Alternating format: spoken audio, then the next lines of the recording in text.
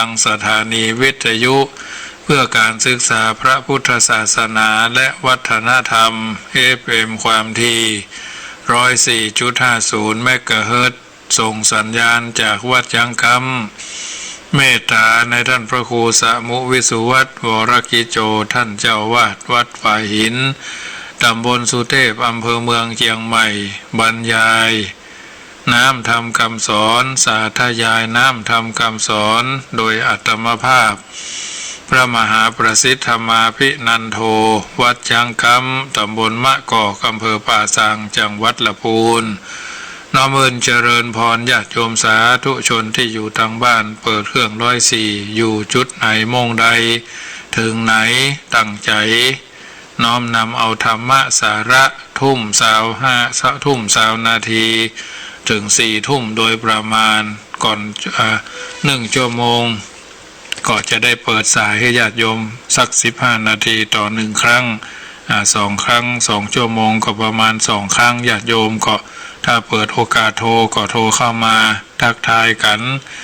แสดงความคิดเห็นเป็นกำลังใจกันได้เพราะฉะนั้นญาติโยมสาธุชนได้ยินได้ฟังน้ำธรรมคำสอนแล้วเกิดปัสสาทะศรัทธาไข่ขินไข่ตาลไข่ทำบุญห่วมกินห่วมตาลหามทำบุญหยาดน้ำกินตาลหลวงหลายจักได้สบายเกิดสุขภายหน้าเข้าตอกบานกินตาลเถิงเชิญท่านเศรษฐีใจบุญนายทุนใจดีผู้มีจิตอันบริสุทธิ์อยู่ทางบ้านไปทางใดบ่ได้ปัจจัยพอจะมีห้อมกินห้อมทานเพื่อจะได้เป็นปาไทยยังเข้าห่อเป็นเสบียงต่อมหาเนรพานไปทางหน้าก็ร่วมทุนในกองทุนเลี้ยงดูวัวควายหรือโคกระบือวัดช้างคำร่วมทำบุญกองทุนเพื่อทำโรคและอื่นๆของวัดยังคำได้3 กองทุนละ10 บาท20 บาท100 บาท200 บาทก็แล้วแต่1 เสียง1 ศรัทธา1 สลึงของท่านช่วยวัดช้างคำได้นานบริจาคทำบุญได้ที่ธนาคารกรุงไทยโลตัสป่าซางธนาคารกรุงไทยโลตัสป่าซางหมายเลขบัญชีก็79800218894 79800218894ท่านญาติโยมสาธุชนฟังรายการนี้จะไปลืมว่าอยู่มนุษย์เมืองคนมีตลาดร้านค้ามีเซเว่นมีบิ๊กซีโลตัสแมคโครหลายที่หลายทางตลาดนั่นตลาดนี้เชียงใหม่ตลาดวะโลรสตลาดหลวงตลาดต้นลำไยหรือตลาดเมืองใหม่หลายกาดหลายลีก็ไปกินไปซื้อจับจ่ายได้แต่เมืองสวรรค์เมืองบนบ่มีกสิกรรมโครักกรรมบ่มีเรือกนาไร่สวนเฮาจะได้กินอย่างใดเฮาไปตานขันเข้าวัดวาอารามเปิ้นว่าขอให้เป็นเสบียงต่อมหาเนรพานเป็นข้าวทิพย์น้ำทิพย์10 ประการเจโตปณิธานได้ทำว่าแล้วคือวายหน้าเป็นเป็นเข้าเป็นนั่นเข้าง่ายเมื่อควายเป็นเข้าเป็นแผ่นเสื้อแผ่นผ้าเมื่อหน้าคือเป็นข้าวทิพย์น้ำทิพย์10 ประการเพราะฉะนั้นคำครูบาอาจารย์ว่าไว้ญาติโยมก็จะไปลืมเนอะกินตาลคือเฮาท่านทั้งหลายเป็นเสบียงต่อมหาเนรพานเชียงใหม่เปิ้นว่าใจบุญละปูนเปิ้นว่าใจดีลำปางใจกว้างเหลือที่ม่วนจะดีคือที่เชียงไฮ้จุ่มเย็นคือแม่ห้องสอนอ่อนน้อมคือคนพะเยาเมืองแป้หม้อห้อมบ่อเก่าสุภาพสตรีนำบ่เบาเปิ้นว่าเมืองน่านแต่กาจุดแต่กาก็คิดเอาเนอะญาติโยมวันนี้ปะกันก็เป็นวันเนาหรือเป็นวันเน่าเป็นวันที่14 เดือนเมษายนตะเทียมห่อข้าวหนมข้าวต้มห่อนึ่งแกงฮังเลก็แล้วแต่ทอดจิ้นทอดปลาหรืออาจจะบะมีเหมือนปีก่อนอาจจะไปจับจ่ายใจสอยเอาไว้จะไปใส่บาตรวันผู้แต่ละวัดเพิ่นก็ตั้งบาตรไว้ตั้งขันเข้าไว้พระเจ้าพระสงฆ์ได้ครบได้ฉันบางที่เพิ่นก็พิษวัดเพิ่นบ่ไปแล้วอันนี้ก็น่าพิจารณาวัดวาอารามวัดวาอาวาสก่อมเจ้าว่ามีโรคภัยไข้เจ็บมันรอมันดัก มันเกิดมันกั้งมันบะมันขวางมันขวางอยู่หั่นก็บ่ใจแต่ทั้งนี้ทั้งนั้นก่อนที่จะออกคำสั่งออกนโยบายอันอย่างต่ออันอย่างไปต้องคิดฮือยาวสาวฮือกว้างนะคิดก่อนพูดอย่าไปพูดก่อนคิด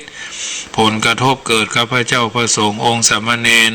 วันนี้ก็มีญาติโยมก็ดีครูบาสังฆะท่านพระเจ้าพระสงฆ์ที่เป็นหัวอกเจ้าอาวาสเหมือนกันหลายวัดโทรศัพท์เข้ามาว่าท่านมหาเป็นเจ้าใดพ่องก็อู้เล่นอู้ตลกว่าก็เป็นอย่างและท่านอาจารย์ก็เป็นเจ้าอาวาสอย่างเดิมนั่นแหละไข้หัวกันคิกคอกว่าไปตามนั่นว่าใจผลกระทบเป็นเจ้าใดพ่องกระทบอย่างมากค่าไฟเดือนนี้ก็ยืมวัดจ่าย3,700ญาติโยมยืมไปแล้วค่าอันนั้นมาทำแล้วมือถืออินเทอร์เน็ตมาทำแล้วรวม2เบอร์โทรศัพท์จ่ายเป็นรายเดือนเนาะจ่ายไปเดือนก็มาแถม3,000เนี่ยก็จำเป็นต้องจ่ายญาติโยมจ่ายไม่ได้นะ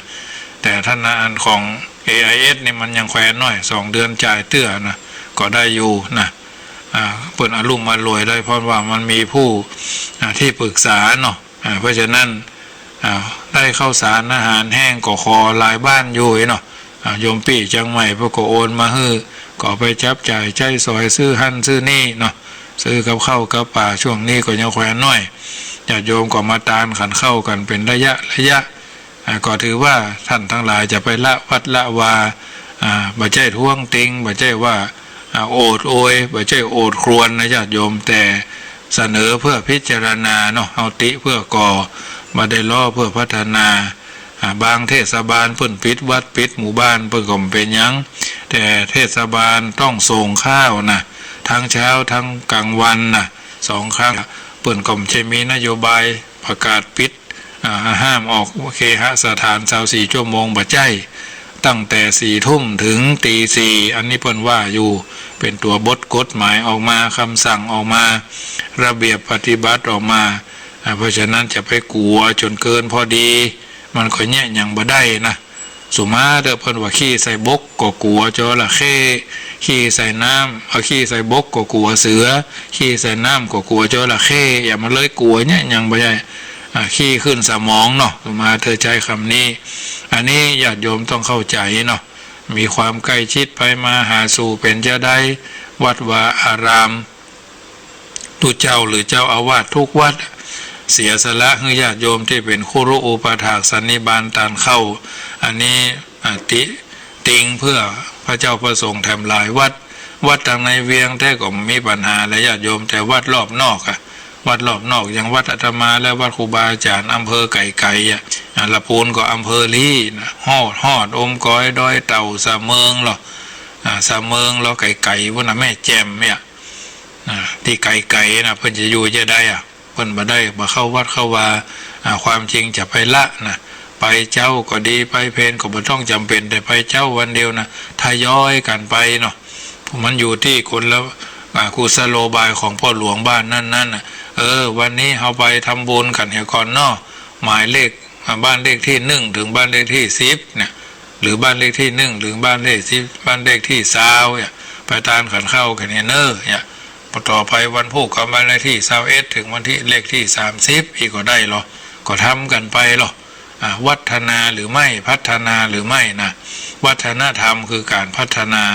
อันนี้ไม่ใช่ว่าอวดหูอวดฉลาดไม่ใช่เน้นสอนสังฆราชแล้วก็ไม่ใช่เอาเป้าห้าวมาขายสวนบางครั้งเฮาดักจื้อคือบ่ฮือก็บ่ว่าเนี่ยมันทำให้หมู่เกิดความเสียหายสำหรับโรงทานในจังหวัดลำพูนก็มีวัดพระธาตุหริพูนชัยในเมตตาธรรมของพระเดชพระคุณท่านเจ้าคุณพระเทพรัตนนายกเต่าที่ทราบข่าวก็มี1ที่แล้วก็ที่อำเภอเมืองเชียงใหม่วัดเจดีย์หลวงเนาะวัดเจดีย์หลวงแล้วก็มีแถมหลายวัดนะที่เพิ่นมีการวัดโลกโมลีก็ทราบว่าหันมีเหมือนกันพาทอข่าวพอเฟสนะเพราะฉะนั้นเมื่อท่านทั้งหลายโพสต์เป็นสาธารณะแล้วจะได้ช่วยประชาสัมพันธ์คนที่เข้าไปก็ต้องย่อมหู้ว่ารับประทานไปแล้วรู้คุณเก็บด้วยปัดกวาดด้วยจะไปกินเหี้ยกินหายกินกระจัดกระจายสร้างความเดือดร้อนอยู่ไปต้นไม้จะไปนั่งกินนั่งบริโภคตรงไหนต้องใจดุลพินิจ จะไปกินเบอะขว้างบะกินเกิงขว้างกลางคนที่เพิ่นบ่มีก็ย่อมยังมีอยู่นะเพราะฉะนั้นอย่างที่เพิ่นออกคิดออกลายนะอาตมาวันนี้ก็ส่งให้หลายท่านนะว่าเงิน 5,000 บาทเหมือนเงินเศษอยู่บนหลังตู้เย็นฉันเลยคำไปดูเพราะอะไรเพราะฉันก็เลยโดนไฟดูดที่อาตมาภาพเฟซส่งไลน์ให้หลายคนถือเป็นตลกคำขันเล็กๆน้อยๆอย่าโยมจะไปถืออย่างนักเศษสตังค์เงิน 5,000 สำหรับที่เป็นออกข่าวนะโลกโซเชียลเนาะมีสุภาพสตรีท่านนึ่งสื่อกระเป๋าเงินนักละ 5,000 กันนะเอามาอวดเอามาโชว์จะแต้กะบัดแต้กะเขาก็จะไปฟังตัดสินใจเตื้อติเพื่อก่อล่อเพื่อพัฒนากันไปนะ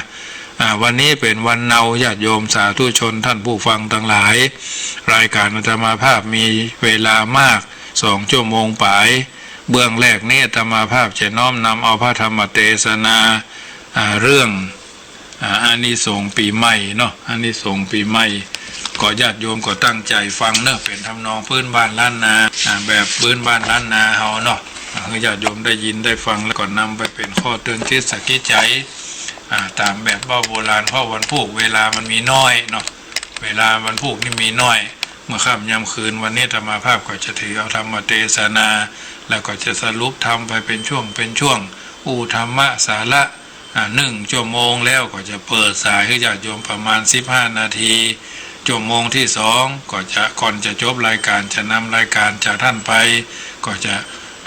เปิดสายให้ท่านนำ15 นาทีก่อน4 ทุ่มนะญาติโยม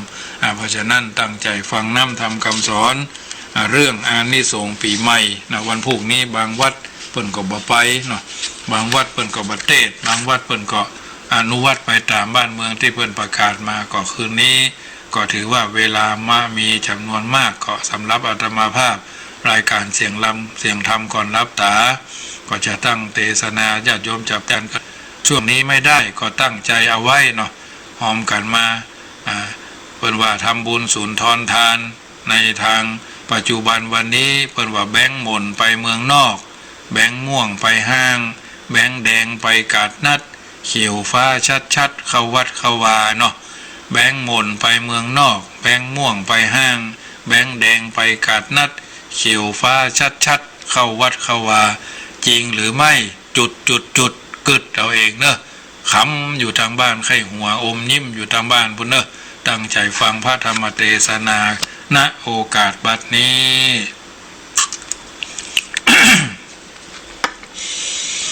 นะโมตัสสะภะคะวะโตอะระหะโตสัมมาสัมพุทธัสสะเอ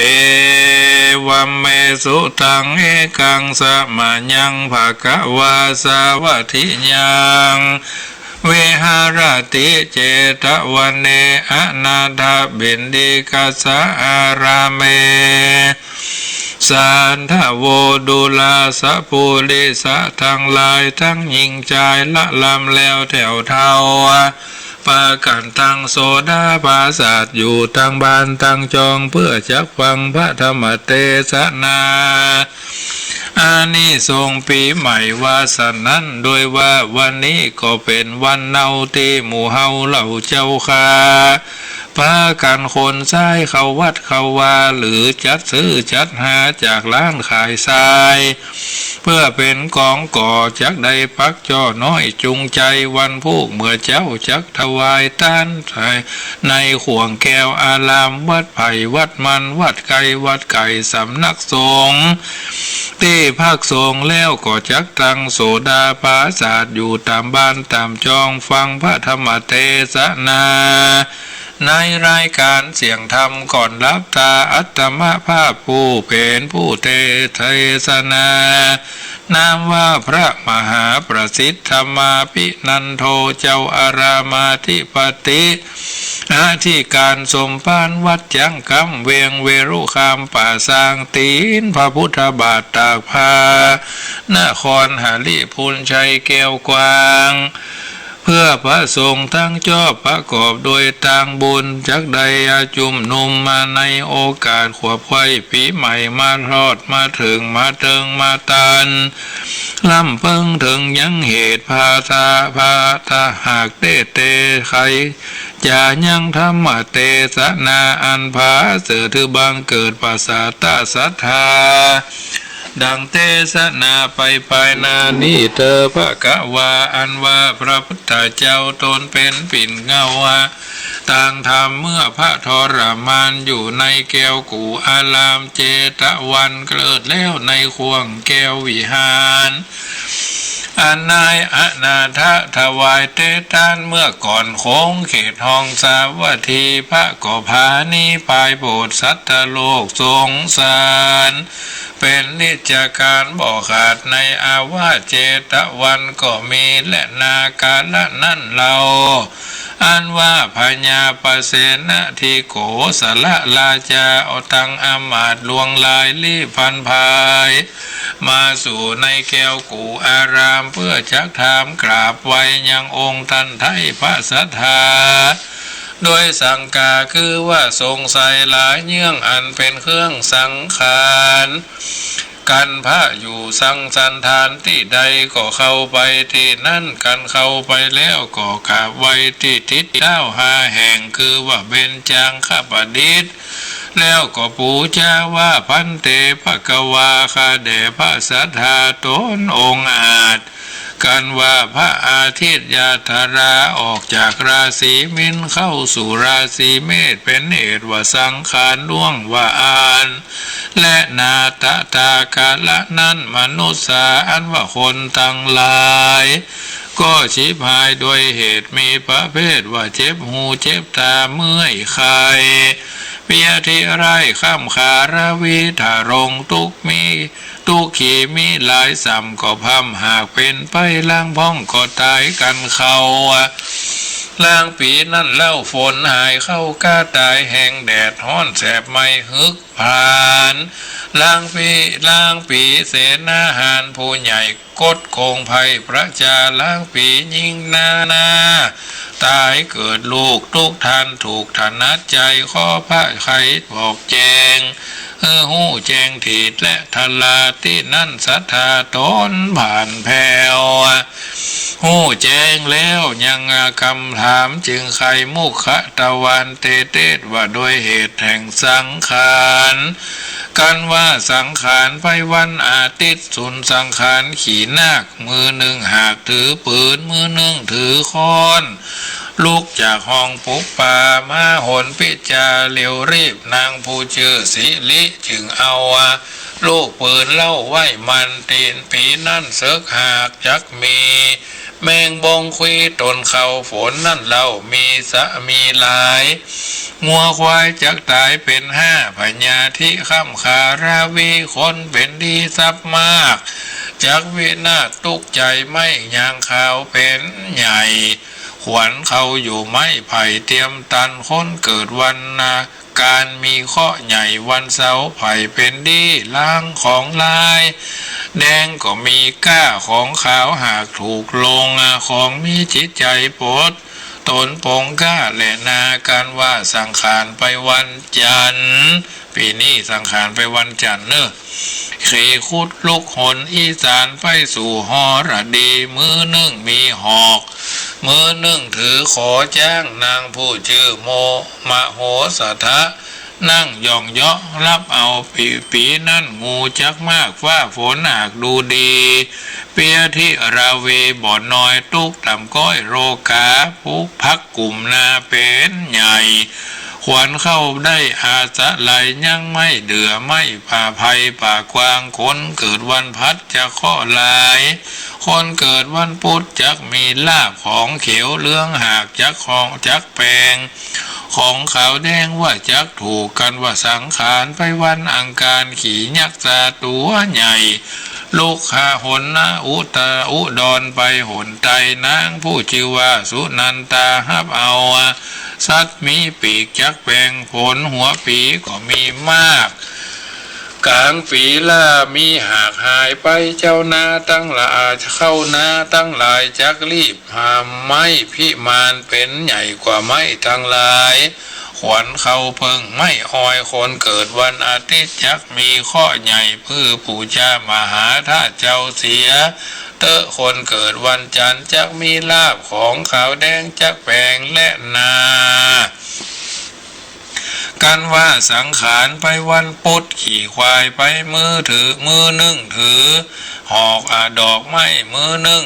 ใดดาบคมเดียวเตี้ยวหาหนวันออกสู่หนวันตกนางผู้ชื่อกิรินันตาคู่เขาฮับเอาสัตสี่ตีนสองตีนจักแปลงผลหัวปีกลางปีจักขาดล่างปีหากก็มีหลายสมณะจีพามจักตายมากไม่เสลียมเป็นใหญ่กว่าไม้ทั้งลายคนเกิดวันศุกร์จักมีข้อช่วยตีนพระเจ้าเหียเตอว่าอาละคนเกิดวันเสาร์จักมีลาภสักการของเขียวดำขาวเหลืองจักแบ่งกันว่าสังขารไปวันพัดขี่ม้าเมืองมือเบื้องหนึ่งก็ถือขันน้ำมือเบื้องหนึ่งก็ถือวีลูกคนวันตกไปสู่หนวันออกนางผู้ชื่อว่ากัญญาคู่เขาฮับเอาปีนั้นสัตสี่เตนจักตายฝนฟ้าฝนหลายบ่อขาดไม่เสลียมเป็นใหญ่แก่ไม้ทั้งหลายควายอยู่ไม้เป้าคนเกิดวันอาทิตย์จะมีลาบใหญ่คนเกิดวันจันทร์จักมีข้อฮือปู่จามหาธาตุเจ้าของขาวของแดงจักแพงของเหลืองจักถูกขังขานไปวันศุกร์ขี่งัวไปมือนึ่งถือมือนึ่งถือไม้มือนึ่งถือค้อนเล็กลูกหนวันออกแจงไตไปสู่หนวันตกแจงเนื้อนางผู้ชื่อลีตานั่งฮับเอาฝนบ่มีลายผู้ยิงจักมีข้อขวัญเข้าอยู่ไม่บัดตันคนเกิดวันอังคารมีลาภคนเกิดวันศุกร์จักมีข้อหือไปปู่จามหาธาตุกันนาว่าสังขารไปวันเสาร์ขี่ผาศาสตร์ไปมือเบื้องหนึ่งก็ถือขวานมือเบื้องหนึ่งก็ถือค้อนเล็กลูกหนอีสานไปสู่หนวันตกแจงไตนางจู้ชื่อว่าโพธานั่งฮับเอาปีนั่นมาไฟจักไม่บานฝนบ่เสมอการคนเกิดวันอาทิตย์จักมีลาภคนเกิดวันศุกร์จักมีข้อฮือปู่จาพระธาตุเจ้าเสียเตอะว่าอาละที่นี่ยังกล่าวยังสังขารล่วงก่อนแลอติเตกาเลกาละนั่นคามล่วงพ้นไปแล้วนานนักแกยังมีสองผัวเมียตั้งแกหาขอบคันรั่วบานอยู่ติดกันแข้งคอนคนอาทันคนอาธรรมถงเราบ่มีลูกเต่าสักคนถุงกังวลตนบ่น้อยตุกขาคอยฐานัดใจเมื่อใดฝูงถงเรามาแต่เราสุลาก็พากันมาด่าทำให้ว่าเจ็บใจว่าคนฝูงได้บ่มีลูกตายแล้วถูกพญายมจักยับเอาตนไปเกิดในนรกเดือดไหมไฟแดงน้ำพักแตงเสียบคางบ่ล่างว่าจักดีสมบัติมีป่างป่าพังเปล่าตายแล้วเล่าดอมได้บ่มีสายสืบสร้างตุกแต่เล่านักหนาเล่าว่าข้าปะ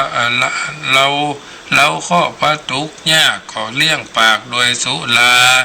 เฮาบุญยังมากเตื่อมแทงบ่เหือดแทงตนตันใจมีลูกสายใจสืบสร้างสุขแต่น่าทุกแต่ล่ำนักหนาเศรษฐีสองขาได้ยินใส่ห้อนโวไม่ในสวงจึงชวนกันขับไว้ยังเตผาได้ลูกขเทวดาได้นาใต้ต้นไทรหานาร่มใบกวางจ๋าอ่าวอ่างขอพุทธาลูกขเทวดาสังเวชก็ด้วยเหตุเศรษฐีบ่มีศีลบ่เศร้าศีลห้าเล่าบ่ขาดตนจึงเหาะโหนขึ้นอากาศเข้าสู่นิวาสพญาอินตาเจียนจ่าไปมาก็หลายสิ่งพญาอินจึงเมตตาฮือธรรมะพาลาเทวบุตร ลงมาเกิดกำเนิดกับนางมานางเศรษฐี10 เดือนไข้พงอาเติงมาผสูติกาบุตรลูกหน่อยงามคะคอยต่อตาพิตามารดาพ่อแม่มีใจแผ่จมบานยังกุมาน้อยน้อยฮักข้าคอยเตรียมตาใจใส่ชื่อลูกพุทธาว่าเจ้าธรรมภาละกุมารคันว่าไวยาการขึ้นใหญ่เพื่อได้ใฝ่วิชาเฮียนสัทธทลาศีลหลายสามก็พำหูเสียงสัตว์เดรัจฉานนกหนูผูป่าอาจารย์วิเศษบอกมนต์เพศกาถาคนพาลาผู้อัวว่านักผ่าตันผู้หูมนยาและนาตีนั่นเต้ากะบินละพอมาตนองอาจก็ญาติจากฟ้าลงมาญาติจากฟ้าลงมาถามปัญหาดวนดีตาข้อขี้อาจะไขกันผู้ใดแก่ใดหัวนี่ไส้รับสนันนาตัดยอปันตัดคอปันคือขาดถวายหัวหากปูจากันทะปาละก็แก่บ่ได้คอตั้นไทยเที่ยงจะขาดจีวังภายใน7 วันเป็นขนาดปัญหาหากก็มีปัญหาหากสามกันคือว่ายามเจ้าสลีที่ใดยามเที่ยงไปข่าวแก่มีอยู่ทางใดกลางคืนใสสะอาดสลีหากอยู่ที่ใดจากันกล่าววาจาเท่านี้แล้วก็รีบพันภายแล้วหายไปและนาทีนั้นธรรมภาละกุมารทุกยากบ่อาจจะแก่เปรศนายังบรรณากาปัญหาบาญาภักกโพมากะบินละพมกล่าวล่วงมาหากว่า6 วันมีใจตื้นตันอกตีบเนื้อปูเหมือนปูผาหนีบแห่งเต็งตนเข้าตาจนทุกยากจึงพากจากบ้านไกลกราสู่ว่านาป่าใหญ่ใต้ร่มไม้ตันงามยกตีนวางนั่งให้ใต้ห่มไม้เงียบสงัดชีวิตกรรมลำบากก็บ่จ้างปากอันใดวันตายจักมาลอดถึงตันใจแห่งหอดเย็นจอยวอยและนาที่นั้นยังมีนกอินทรี2 ผัวเมียมีหางอยู่บนต้นตาลเหิงเมื่อนนั้นบ่ภาคจิงออกปากเจียนจาว่าดูลาผัวที่ไววันพวกนี่ไซจักใดฉันใดจะไปไหนขินบินล่าในป่าไม้ดงไผ่หาอาหารยายยินยากลำบากโดยหากินผัวก็ได้ยินเมียกล่าวจริงเล่าตานกำไปว่าสายใจเฮ้ยน้องปีจุงอยู่นี่สำรันใจอาหารหลายอยู่ทาเปื้อนจะฆ่าธรรมปาระกุมารเป็นอาหารอร่อยเพื่อมันถอยผัญญาแก้ปัญหาหมอพาแก้ปัญหาผมบ่ได้ซึ่งพันท่านนานไว้แต่หัวตีและนาที่นั่นนางนกตัวแม่ผู้ฉลาดก็มีใจหากสังกาคือว่าสงสัยปัญหาใดจุงออกคือคาม่อนหูทลานกสาลิกาบอกแกว่าปัญหามีแต่ว่า3 อันยามละเจ้าสะลีอยู่ที่ใดตามข้อไขบอกแกที่แท้อยู่นาเฮาคนจึงเอาน้ำล้างนาวันหนึ่งล้างเว้นล้างหน้าอับเศร้ามองสีนะญาติโยมเป็นสังาจุวันยามแถมข้อถามจำบอกพระกอบด้วยคำถามว่าเตี้ยงวันมาฮอดสาลีรอดอยู่ดีรอดอยู่ตังใดมีกำไขบอกแกอยู่เต้ที่อกเฮาคนมนุษย์เฮาจึงเอาน้ำอบรูปไล่เพื่อเงือลูกทาถูกตามกองกลางคืนหลอนว่ามาลอดสลีอยู่ที่ใดมีกำไขก่าวแก่ที่แท้ก็อยู่ปลายตีนคนเตียวดินเหนือหน้าปัทเวทั่วกันจึงล้างตีนแล้วเข้านอนและนาที่นั่นธรรมปาละกุมารนั่งอยู่ภายใต้ต้นตาลใหญ่ได้ยินเสียงนกคานไขก่าวจึงใจจื่นเย้ายินดี จากดงลีสู่บ้านจำไว้มันหือดีถึงระวายที่แจงจอดครบ7 วันรอบก็มาเติงกระบินละพมผ่านมาฮอดก็ตอบได้จุประการผมใจตันว่ากูจักถูกคาตัดหัวห้องลูกสาวตัว7 ผู้ออกบอกให้หูความจริงหัวนรินปอใหญ่หากตกใส่ปัทวีไฟคืออาคีลูกใหญ่ไฟวู่ไม่ปลาโตกกงกาแม่น้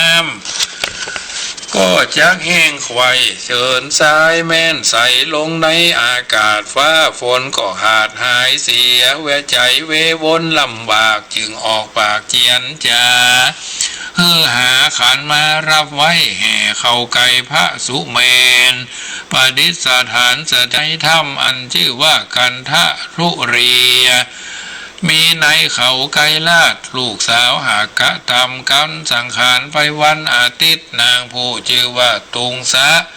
ก็มาฮับเอาหัวป้อใส่หัวผมตนป้อแห่แหนต่อกันไปเขาในเขาไกลลาดบ่ได้ขาดสักปีกันวันดีปีใหม่สังขารไล่ตัวมาเปลี่ยนกันมาดาขันใหญ่ฮับเอาหัวป่อแขนไทยทุกปีครบ7 คนดีบ่ขาดตามพ่อหากสังทุกมาภาการคนโบราณจึงห้องว่าสังขารล่วงว่าอันแลที่นี้จะกล่าวยังเสียงแห่เทวดาเสียงแห่งเทวดาก่อนแลโบราณบัณฑิตกันว่าฟ้าห้องหัวปีฟังแต่เดือน6ออก5 ค่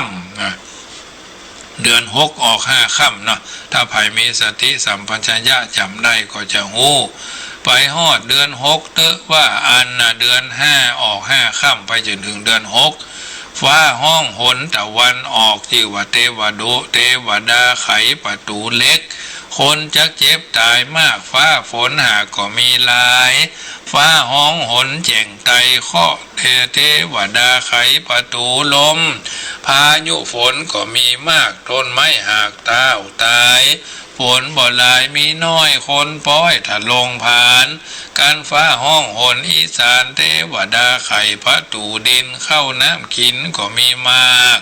ฟ้าฝนหากเสมอการฟ้าห้องทักขินะหนวันตกแจ่งไตเทวดาไขประตูไฟคนทั้งหลายทุกยากมากหลายฟ้าฝนหากบ่มีจะเกิดอาคีตัวนาการฟ้าห้องหนหอระดีเทวดาไขประตูหินฝนตกหลายมีมากเขากระหากงามดีฟ้าห้องหนตะวันตกเทวดาไขประตูเล็กคนจะเจ็บท้องขันใหญ่ฝนบ่ไข้ตัวเมืองคนจะเคืองกันมากฝนเป็นปากพลั่วแดนดินกันฟ้าห้องหนพายับวันตกแห่งเหนือเทวดาไขประตูตองเข้าคลองจักมีมากฟ้าฝนหากเสมอกันทันยาหารบ่ไรยุตั้งใจเชยบานและนาการว่าฟ้าห้องหนเหนือเทวดาไขประตูเงินฝนก็จักมีมากน้ำท่วมหลากก็มีหลายงัวควายจักมีมากพญาที่บ่กวนข้ามขาลาวีและนาที่นั่นพญา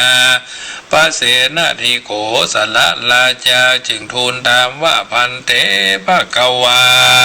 ข้าแด่พระสัพพัญญูพุทธเจ้าคนบาปเงาติโรกาจารย์เมื่อสุริยะพระอาทิตย์เทวบุตรจะเดินเตศย้ายจากเขตราศีมีนเข้าสู่ราศีเมษเป็นเหตุคือมนุษย์โลกทั้งหลายเจ็บไข้ตายถ้าลงพญาติกว่าทาความวินาศหากอาราวีจักกะตำฉันได้จักดีลั่นเล่าขอพระพุทธเจ้าจุงเทศนาเตะว่าอันที่นั่นพระพุทธาตนวิเศษจึงเทตัดเหตุ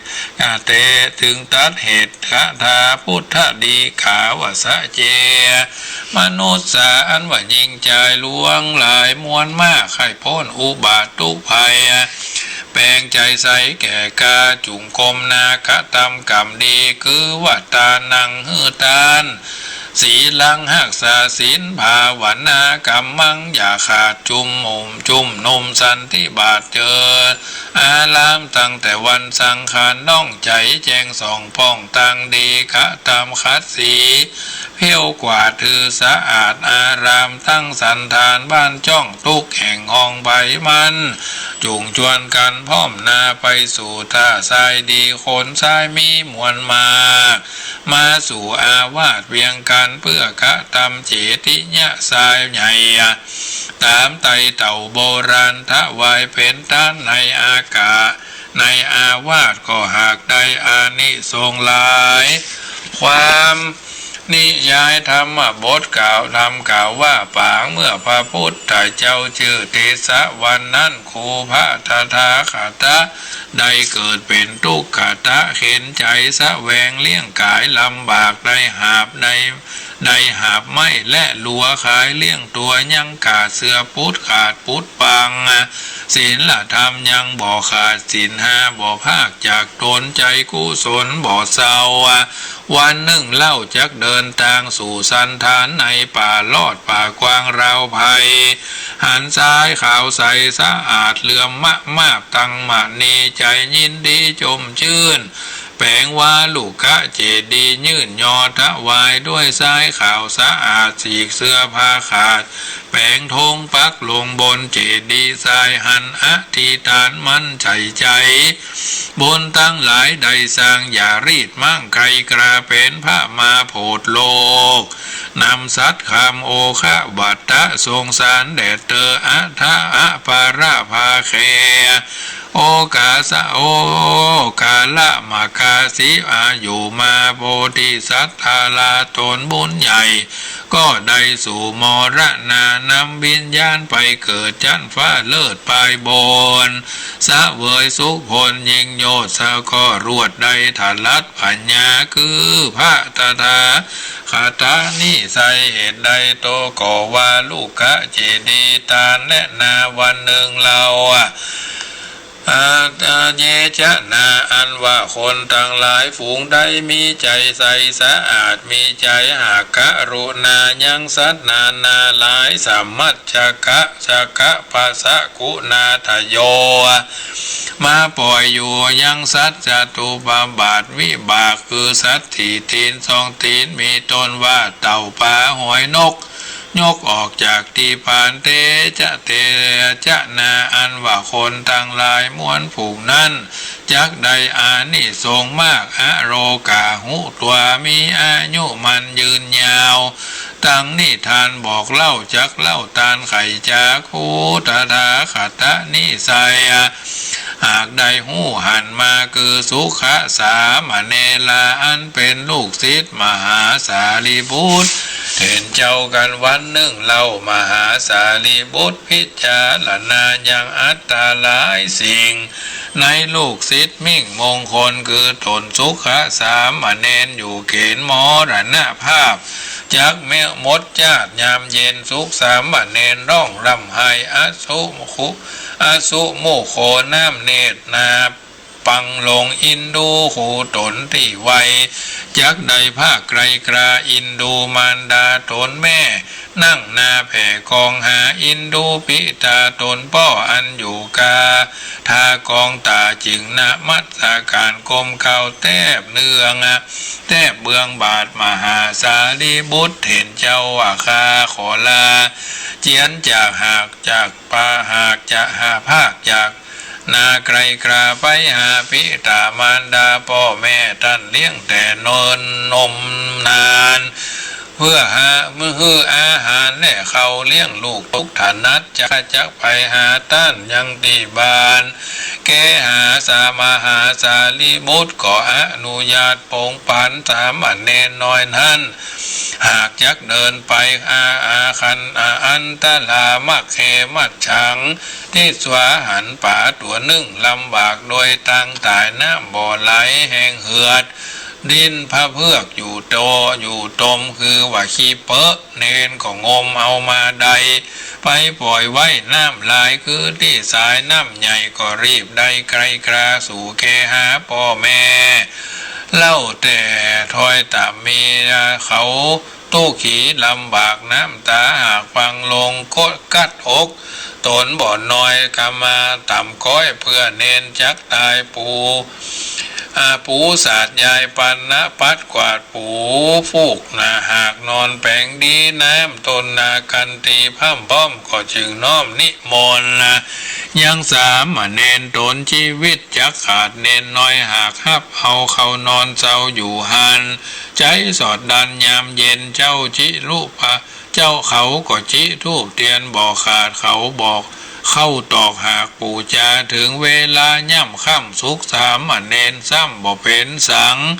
จากำดังใจพ่อแม่ได้ยินดีกันลุ่งระวายถีมาแล้วก็รีบผ่านแผ่วไกลกามหาสารีบุตรเด่นเจ้าเล่าแต่เข้าเทิงปลาย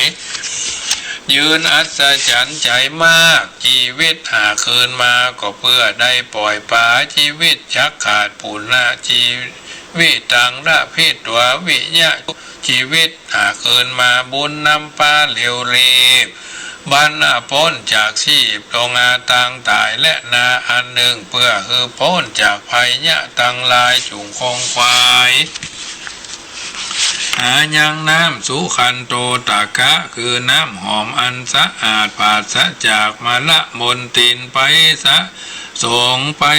ส่งยังพุทธรูปและเจดีย์ตั้งไม้สาลีมหาโพธิ์มีสักการะปูชาดังพระสงฆ์คณามวลมากมีศีลอาจลือจาอาบน้ำลำหัวยังพิตามันดาพ่อแม่ตั้งเท่าแก่ตายายญาติสหายที่วัยจุงรีบใดกะตามยังกุศลละกรรมวิเศษเพื่อคือพ้นเหตุแต่เพื่อคือเป็นเหตุแห่งความดีจักมีผลละอันมากดังนิยายหากนำมาคืออาติเตกาเลกาละนั่นคามล่วงพ้นไปแล้ววันนั้นยังมีแม่ยิงผู้นึ่งตกถนัดในใจลำบากได้หาบ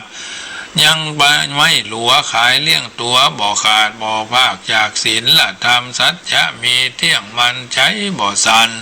กระกดงอใจบ่สั้นกดงอมีใจคอสะอาดวันหนึ่งหากใดวันใดอาหารคนนันมวลมากไม่ในมือหากถือขันน้ำอบน้ำจันหอมหือนาดอกไม้ยืนยอตะวายฮดหล่อยายถ้าเจ้าดอกไม้เล่าปูจาคนมวลมากเขาก็หากยินดีในดิถีปีใหม่ตานางไข่เล็งดูว่าตนว่าตนกู้ทุกไรหาจักหาใดอันใดไปปูจาพระธาตุเพื่อทุกยากถ้าลงผาจนจิตสันดานผ่องแผ้วขะนิ่งได้แล้วใจนางแปงหอมวางไว้บานก็รีบขั้นเอามาน้อมถวายปูจายังพระธาตุในใจนางหากยินดีปีที่มีเที่ยงมันน้อมกราบหันสามตีโดยที่เต้าหาในใจหน่วงแน่นศรัทธาก็พัฒนาตามฝ่ายคือใดสุขสามประการอยู่บ่อนานเสียงเขตโดยเหตุมรณาคือเอาจิตวิญญาณไปเกิดท้องฟ้าเลิศสวงสวรรค์วิมานสูง12โยชนะกะนาปะริโภคโดยสัมปติทิพทั้งหลายหน้ายายเป็นหมู่ล้วนนาอยู่เป็นบริวารกินนางหอมยิ่งโยดเป็นที่โพดแก่นางฟ้าทั้งหลายเขาก็มาถามใจว่านางใดกะทำบุญเยื่องใดจานางก็มีวาจาตันตอบถามในยะอันกล่าวมาแล้วแต่ปลายหลังนั่นแลดูรามหาลา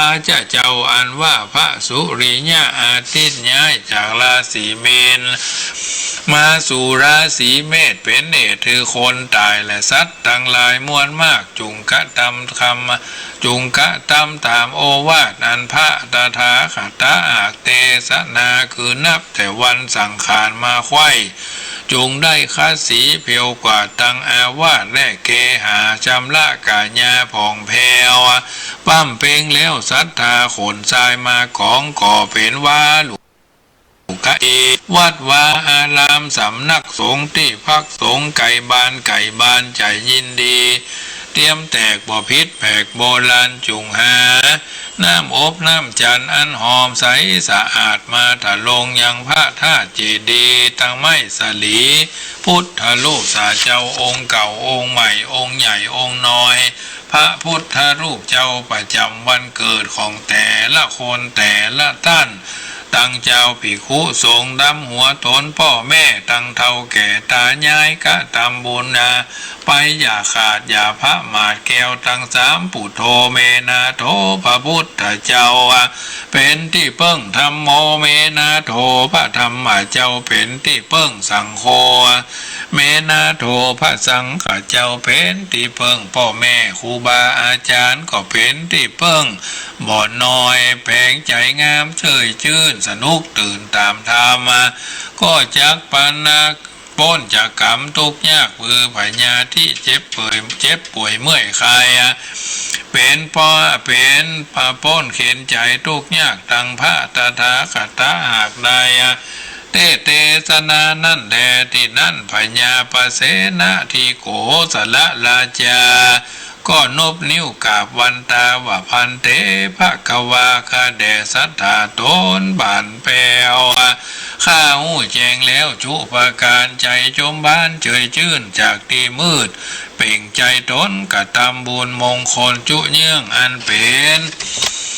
เครื่องเตตานจิงน้อมนามัสการขาบไว้ยังองค์ท่านไทยสัพปัญโยเข้าสู่นิเวศใหญ่กว้างเป็นที่เสพสร้างสะเวยเมืองก็มีหันและนาที่นี้จักกล่าวยังอานิสงส์ตาแหน่งบุคละผู้เกิดมาในปีทั้งหลายอันว่าควรกระทำก่อนแลกันว่าผู้ใดเกิดใจปีเมาจักได้สุขแต่เล่าเป็นดีควรมีเจตนาดีก่อสร้างยังบ่อน้ำเป็นทานจักพ้นข้อกรรมอันใหญ่พญาธิภัยบ่ควรคุยเกิดปียังหือสร้างสาเกิดปีนี้อย่าหือสร้างยังศาลากว้างเศร้านอนจากมีเขาของมวลมากอายุหากก็ยืนยาวแต่เล่าเกิดปีเมาและปีเม็ดทานภาษาสะอาดจักภาษาจากโลกาฮิหามาก้าคืนสนุกยื่นสุขีสุกกันเกิดปีสีแต่ใสจุงฮือเตตานยังดอกไม้คำสะอาดปูชาพระธาตุแก้วเจ้าทั้งสามเงินคำไหลหลังถังเทมาเข้าน้ำพัมปัจจัยบ่มีพยะพญาตเกิดปีสังหาหากกวนตาลยังเต้นจองกันกวนอยู่ฝูงหมู่เจ้าภิกขุสงฆ์สมบัติตนมีมากอายุหากก็ยืนยาวเกิดปีสันตานังควรสร้างกำแพงเขตคันเป็นหัวกันอารามบ่มีมารมาเบียดเป็นเหตุใดสุขใจเงินคำหลายตุ่มเต้าเกิดผีเล่าตานังกวนสร้างวัจจะคุตีคือว่าห้องสวมห้องน้ำเป็นเกณฑ์อภนยอเวนเกณฑ์ตานนันฮึกหานบอกไกลพญาธิบราวีเพชรสุขีวิเศษคือว่าสุขนิเวศห้องน้ำและห้องสวมเกิดปีเซตเหตุควรกันคือสร้างธรรมเทศและเสนาสนะคือธรรมะเทศที่แสดงธรรมคือศาสตร์อาสนาเข้าของมีน้ำมวลมากวันนะหักดูดีอยู่สวัสดีแต่ใส่กันเกิดปีไก่ตานังจุงตานหงไฟและหงอาบน้ำจากพ้นพญาที่โลกาเข้าของมีมาตุ่มเตื้อผิวบอบเศร้าวางามดีมีอายุยืนนานดังนักปราชญ์เจ้าหากกล่าวมาและนาเตสนาปริโยสเนเมื่อแล้วธรรมเตสนานี่ใส่ปุกละยิงใจหากใดกะทำนิถีปีใหม่เมืองมีใจบ่จว่ามีไฟจมบานยอเกณฑ์เบนถวายเตตาหลายสิ่งใจหลิงน้อมศรัทธากวนจวนกันมาแต่งสร้างบ่รีดบ่มั่งโบราณขนสายงามของก่อบ่ได้มาขนก็หอมกันคนละน้อยสองน้อยโบราณว่าไว้ที่ว่าตะกี้แบ่งหมุนไปเมืองนอกแบ่งม่วงไปหางแบ่งแดง ไปกาดนัดเขียวฟ้าชัดเขาวัดเขาว่าแปลงว่าลูกกาจีดีตามฐานะน้อยใหญ่ใจจุ่มชื่นยินดีปลดปล่อยโปร่งวางสัตว์ใหญ่น้อยนานาตั้งปูปลาและเต่าฮือเขาเจ้าพ้นดงผานมีใจผันคืดไข่จึงแต่งไว้มาหาน้ำสุขันธาอบหอมน้ำอบหอมน้ำอบน้ำหอมอันเป็นที่ชื่นสนุกใจสละสลงพุทธรูปสารูปเจ้าองค์เก่าองค์ใหม่องค์ใหญ่องค์น้อยตั้งอยู่ที่บ้านตั้งอยู่ที่วัดตั้งอยู่ที่อารามตั้งอยู่ที่สำนักสงฆ์ที่เฮาท่านทั้งหลายช่วยกันลิล่ำตำสร้างพระพุทธเจ้าท่านใจเคยเป็นเจ้าภาพตั้งแต่จิกโมลีจึงผมเกษามาถึงหูถึงตาและพาสบายสบงที่พระพุทธเจ้าหรือพุทธรูปสารูปเจ้าได้ถลงสาระสลงพุทธรูปเจ้าเจดีไม่สลีมหาโพธิ์และภิกขุสงฆ์ตนถลงศีลใสสามเณรนอกลูกเจ้าเหล่าหลาลูกเจ้าบ้านหลานเจ้าเมืองตนมีศีลใสสว่างล่ำเลิกบังเกิดภาษาตะศรัทธาดำหัวพ่อแม่ผู้บังเกิดเก่าแม่นว่าท่านเจ้าเหล่านั้นล้มหายตายจากไปแล้วก็พากันสละสลงหูปสารูปหูปเหมือนแก่ขณาวงศาครูบาอาจารย์ที่ไว้ได้ชื่อว่ากะตำดีกุศลมีล่ำเลิศเธอบังเกิดสามประการมีนิพพานเป็นยอดบ่อยาจะและนาดูตั้งกินดูตั้งใจดูตั้งไว้เตตานเหลือกินเหลือจ่ายเหลือไว้เตตานสร้างบุญสมปานบำรุงอุปถากวัดวาตามฐานะนุใหญ่ที่พ่อแม่ครูบาอาจารย์ข้ากูลพ่อข้ากูลแม่ได้กระทำวัดวาอารามบ่ใจเป็นของคนใดไปคนหนึ่งพากันไปกินไปทานเมื่อยังมีชีวิตและจิตใจกินได้ไปได้หูดังสาบปากต้วงกืนลงคอก็เป็นที่มังกรละแก่ทุกคนทุกท่านบ่อยาจะและนานิทิตังขีญาอันเก่าพงยังธรรมเทศนาอานิสงส์ปีใหม่เมืองมาแล้วก็บังกรมสมเลศเสด็จเสียเต้าอีก่อนและลาญาติโยมสาธุชนท่านผู้ฟังทั้งหลายน้ำทำกรรมสมในสุธรรมนองวัดอัตมาภาพพระมหาประสิทธมาภินันโท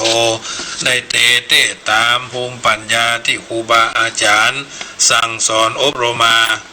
ก็ได้เทศนาไปแล้วก็คงจะแล้วเสียยังกรรมกรรมภาธนาเจโตปทานที่ท่านทั้งหลายอยู่บ้านแม่หูจักใกล้ชิดสนิทสนมกันก็ดีฟังแต่น้ำเรียงเสียงปากก็ตามมีใจงามชื่นจ้อยมีใจเคารพนบนอบในคุณพระพุทธเจ้าพระธรรมพระสงฆ์และคุณพ่อคุณแม่เดือนจีปีใหม่จะไปลืมจะไปละแม้คนที่เกิดเป็นตุเป็นพระตามวัดตามวาที่นับสำนักสงฆ์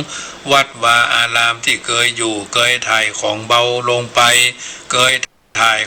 เกินไปเคยมีพ่ออุ้ยแม่อุ้ยพ่อลุงแม่ป้าคุณปู่คุณตาเคยไปเป็นอดีตเจ้าอาวาสเคยไปเป็กตุบวชพระเคยไปทำบุญสร้างหันสร้างนี่เอาไว้ตั้งแต่1 สลึงเป็นต้นไปก็เคยไปอยู่ที่วัดนั้นทำบุญที่วัดนั้นก็พากันไปกินไปทานเดือนปีเดือน7ทั้งเดือนตั้งใจกันไปวันนี้ก็มีญาติโยมเปิ้นค้าเปิ้นขายเปิ้นเคยเอาลูกเอาหลานมาบวชก็เอาปัจจัยจตุปัจจัยมาร่วมวันนี้จตุปัจจัยถึงหมดได้จำนวน 1,400 บาทก็ถวายพระถวายเนนตนละ200ก็ว่ากันไปใส่น้ำมันรถใส่น้ำมันเครื่องใส่น้ำมันเครื่องตัดหญ้าซื้ออันยังต่ออันยังมาจิปะทะเนาะพระเนนเถนน้อยก็ขนมเนาะก็เหมือนละอ่อนจุจอบกันไปให้มันแล้วเสียยังภาระธุระหน้าที่คือคนมาช่วยเพียววัดปัดวา2-3 วันที่ผ่านมาก็ถือว่าเป็นส่วนหนึ่งที่จะได้เอาปัจจัยไปช่วยกันคืองานเหล่านี้ขาดค้นไปได้ดีมีโอกาสก็โทรเข้ามาเนอะปล่อยเวลาคือญาติโยมโทรเข้ามาสายแรกแม่อุ้ยอุ่นแปลงหลวง เจริญพรเจริญดีอาจารย์แม่อุ้ยอุ่นฟังได้เข้าใจดีเนาะอยู่โอ้หมวนเนาะฟังน้ำฟังทำปีใหม่เมืองหมวนตะคืนก็ออกแล้วตะคืนพระเจ้าวัดที่ไหนบอกออกออกแทบทุกวัดแต่มันหลายวัดหลายตนเนาะเจ้าฟังเข้าใจดีเนาะเสียงอาจารย์เทศม้วนนะเสียงก็ม้วนไปอยู่กะฟังไหว้ศาลเจ้าปีใหม่จงมีเป็นความสุขผมจะเริ่มเหมือนกันทุกคนเนาะโยมแม่ก็เหมือนกันเนอะเจ้าเจริญพรแม่อุ้ยอุ่นแปลงหลวงปุดป่าเติงหลวงปูล่าแม่ยอดดอยสะเก็ดเจ้าฟังชัดเจนดีเนาะเสียงอย่างไรอยู่ใกล้ไก่นั่นแหละไม่อุ้ยเพื่อนไทยจะบอกฟังโทรศัพท์เถอะบอกไม่อุ้ยปิด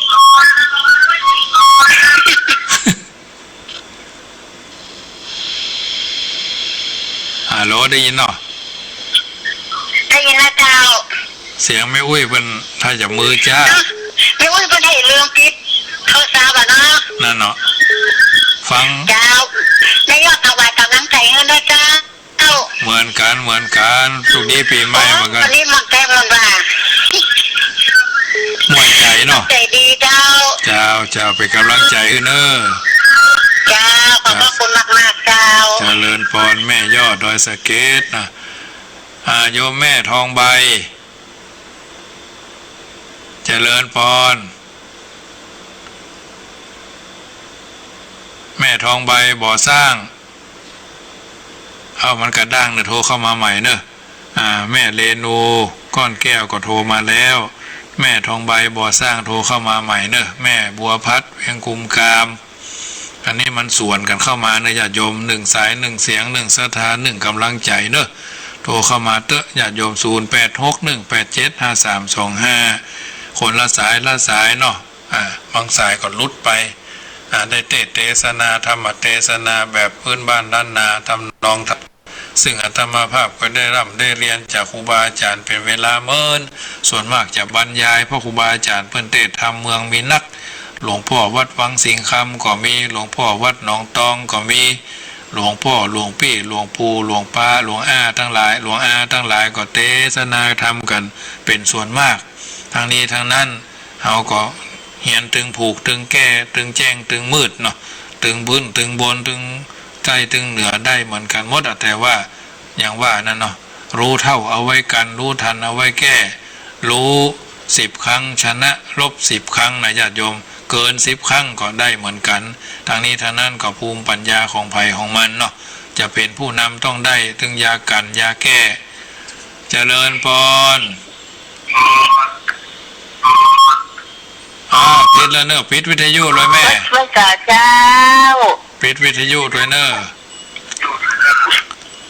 อยากได้หมายเลขเจ้าธนาคารกรุงไทย798เด็กกันเนาะเด็กกันเนอะโอ้ลมก็7980002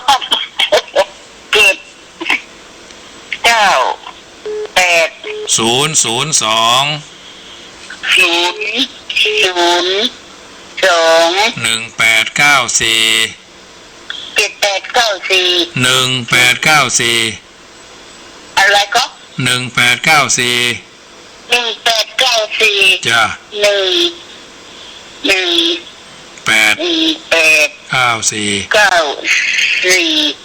ธนาคารกรุงไทยเจ้า79800218894เนาะ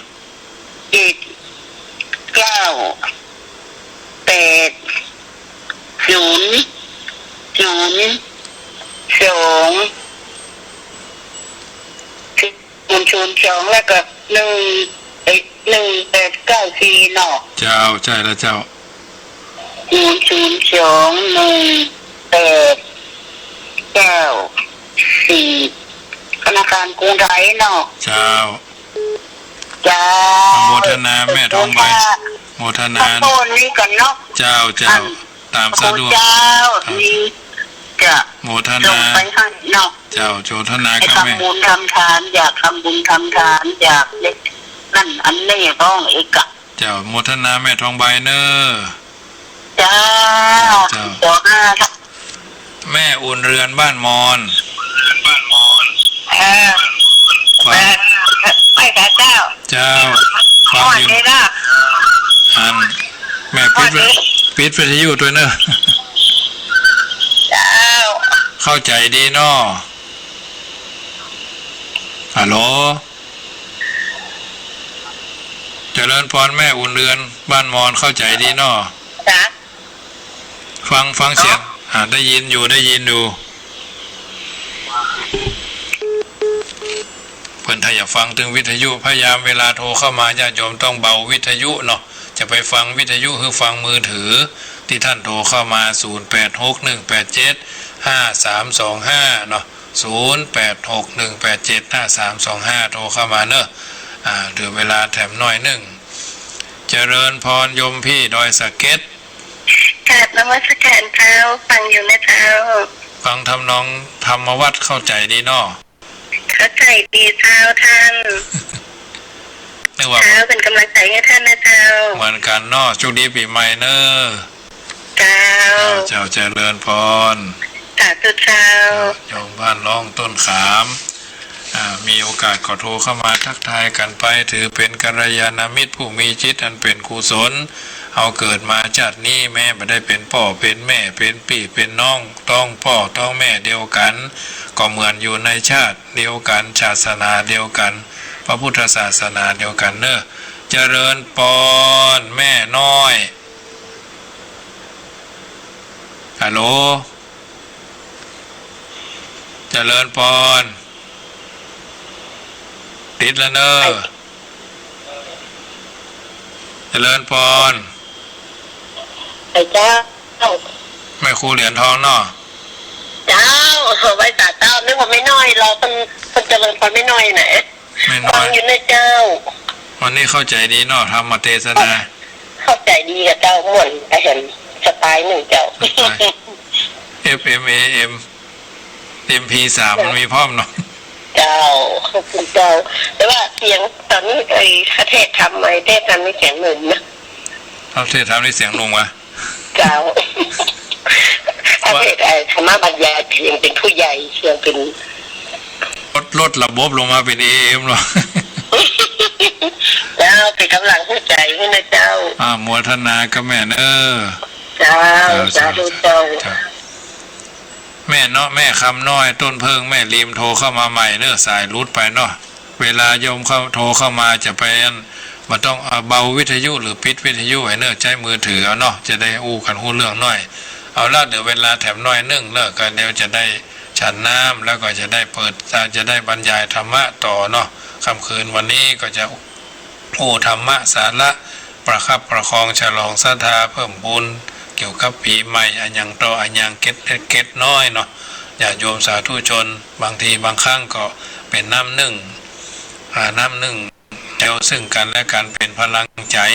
เอาถือว่าเราเป็นอยู่ในชาติเดียวกันปึ้งพระบรมโพธิสมภารในหลวงองค์เดียวกันชาติไทยเดียวกันแล้วก็พระพุทธศาสนาพระพุทธเจ้าองค์เดียวกันเนาะเจริญพรแม่คำน้อย เจ้า ฟังเข้าเจนเนาะ เจ้าฟังชัดเจนเจ้าเข้าใจดี เข้าใจนี่เจ้า อย่าเหมือนกัน เข้าใจดีเจ้า เข้าใจดีเจ้า นึกว่าฟังเตะทำเมืองบอกเรื่องเข้าใจอยู่เนาะ เข้าใจเจ้าเป็นคนเมืองเหรอ เจ้า เจ้า โมทนาก็ไม่คำน้อยเนอะแม่คำน้อยต้นเพิงแม่ริมพูดใกล้ๆอันตั้งหลังทิศทำเภอสันทรายวันเนาะนอนแก้วแม่ริมเนาะญาติโยมโทรเข้ามาเนอะ1เสียง1สาย1กำลังใจช่วงแรกนี่คงจะลายอยู่ช่วงที่2นี่คิดว่าบางคนก็เคิมนะบางคนก็รับไปบางคนก็บ่กล้าโทรเนาะแต่ก็บ่เป็นหยังอาตมาภาพก็จะทำปฏิบัติหน้าที่บรรยายทำไปอันอย่างต่ออันอย่างให้มัน ผ่านไปแต่ละเทื่อวันอังคารนี้ถือว่าเป็นชั่วโมงที่ยาวเนาะ2 ชั่วโมงครึ่งนะทุ่ม20 นาทีถึง4 ทุ่มทั้งนี้ทั้งนั้นก็ต้องรักษาระบบเสียงไม่ฉันของหวานเสียจนเกินไปนะน้ำปอทั้งหลายงดเว้นลดละเลิกฉันน้ำต้มน้ำอุ่นเป็นช่วงไปเนาะฉันน้ำเพิ่งญาติโยมเพราะฉะนั้นถือว่าส่วนหนึ่งก็เป็นการรักษาระบบเสียงบางทีบางครั้งอยู่ที่การพักผ่อนก็ถือว่าเป็นมาตรฐานเฮาอายุนี้วัยนี้ช่วงนี้เป็นเทศกาลปีใหม่ญาติโยมก็ทยอยกันมา3 คน4 คน5 คนบ่มี10 คนเด้อมากันเรื่อยๆภัตตาหารเจ้าภัตตาหารเพลวันนี้ก็ญาติโยมครอบครัวโยมทับทิมแสงพึ่งครบรอบวาระวันเกิดทำบุญสุนทรทานถวายข้าวซอยตอนกลางวันก็ขออนุโมทนาเนอะบางทีบางครั้งญาติโยมก็มีกุศลเจตนาพี่น้องตั้งให้ดง2 วันก่อนก็ทำน้ำพริกกะปิน้ำพริกกะปิแกงส้มแกงส้มดอกแคเนาะมาถวายป่าทูเพราะผมเป็นคนกรุงเทพอาหารการกินภัตตาหารเจ้าภัตตาหารเพลถือว่าญาติโยมก็อุปถัมภ์อุปถากอยู่เพื่อจะอายุฉันเท่าที่ได้ทำอย่าทำตัวให้เขาเลี้ยงยากนะทุกวัดทุกวาทุกอารามทุกสำนักสงฆ์ที่พักสงฆ์จำเป็นจะต้องดูแลเอาใจใส่ดีบางคนก็โชคดีเอาสารอาหารแห้งมาถวายอาตมาภาพนี่ถือว่าโชคดีทำข้าวจ้างก็ยังแควนน้อยก็มาเป็นภาระของคนนั้นคนนี้อาศัยพ่อแม่ครูบาอาจารย์ศึกษาจากครูบาอาจารย์พ่อแม่ได้สั่งได้สอนได้อบได้ลมคิดจะเป็นผู้นำมันต้องนำตั้งแต่ห้องน้ำยันห้องนอนเนาะได้ทุกอย่างได้ไม่มากอย่างน้อยๆก็30% 70%นะไม่ถึงกับเต็มร้อยมีไผจะใส่ทองเต็มร้อยญาติโยมนอกจากเขาทำตัวของเขาเองได้ในที่สุดคือทำดีที่สุดจึงจะเข้าใจในสิ่งต่างๆเหล่านี้ได้น้ำธรรมคำสอนในทางพระพุทธศาสนาเป็นสัจธรรมความจริงที่เขาตั้งทั้งหลายจำเป็นจะต้องเข้าใจแล้วก็นำไปเป็นข้อพินิจพิจารณาถูกต้องแท้วันสงกรานต์ปีใหม่ขอให้สำรักความสุขคือได้ทุกกระเด็นคือได้หันรอยยิ้มคือได้อิ่มความฮักความเคารพนับถือและคือได้นักในเงินในทองเพราะฉะนั้นสิ่งที่ควรทำในตอนเจ้าของแต่ละวันก็คือโอบกอดไปที่หัวใจของแต่ละท่านกอดอกตัวเก่าไว้ก่อนเพราะว่าเขายังเต้นอยู่หัวใจของเขายังบอกว่าขอบคุณในความกล้าหาญและความดีที่จะทำให้เขาเติบโตอย่างสง่าผ่าเผยข่มคุณข่มกล้าทุกวันที่ตื่นมาเป็นวันดีของชีวิตขอให้สิ่งศักดิ์สิทธิ์ปกป้องคุ้มครองแต่ละคนแต่ละท่านที่เป็นกัลยาณมิตรที่เป็นผู้ที่เข้าใจในอัตในธรรมเมื่อเข้าใจแล้วก็คือสูงยิ่งขึ้นไปด้วยจิตใจอันบริสุทธิ์ของมีความสุขทั้งที่นอนที่นั่งพร้อมทั้งหลับตาพอตื่นขึ้นมาพบกับชีวิตที่ดีมีความสุขกันทั่วหน้ารับเป็นสุขตื่นเป็นสุขกันทั่วหน้านั่นแหละเพราะฉะนั้นญาติโยมสาธุชนท่านผู้ฟังทั้งหลายแม้จะรับจะนอนในแต่ละคืนแต่ละท่านทุกคนทุกท่านก็พยายามไหว้พระสวดมนต์นั่นเป็นสิ่งที่ทำให้เราท่านทั้งหลายเป็นผู้ที่มีความราบรื่นเรียบร้อยในวงจรของชีวิตเป็นการสวดมนต์นั่นแต่ละบทแต่ละบทซึ่งถือว่าเป็นพุทธมงคลเป็นการที่ออกกับมีเป็นการที่ลงทุนน้อยญาติโยมเป็นการลงทุนน้อยในการสวดมนต์ของแต่ละคนแต่ละท่าน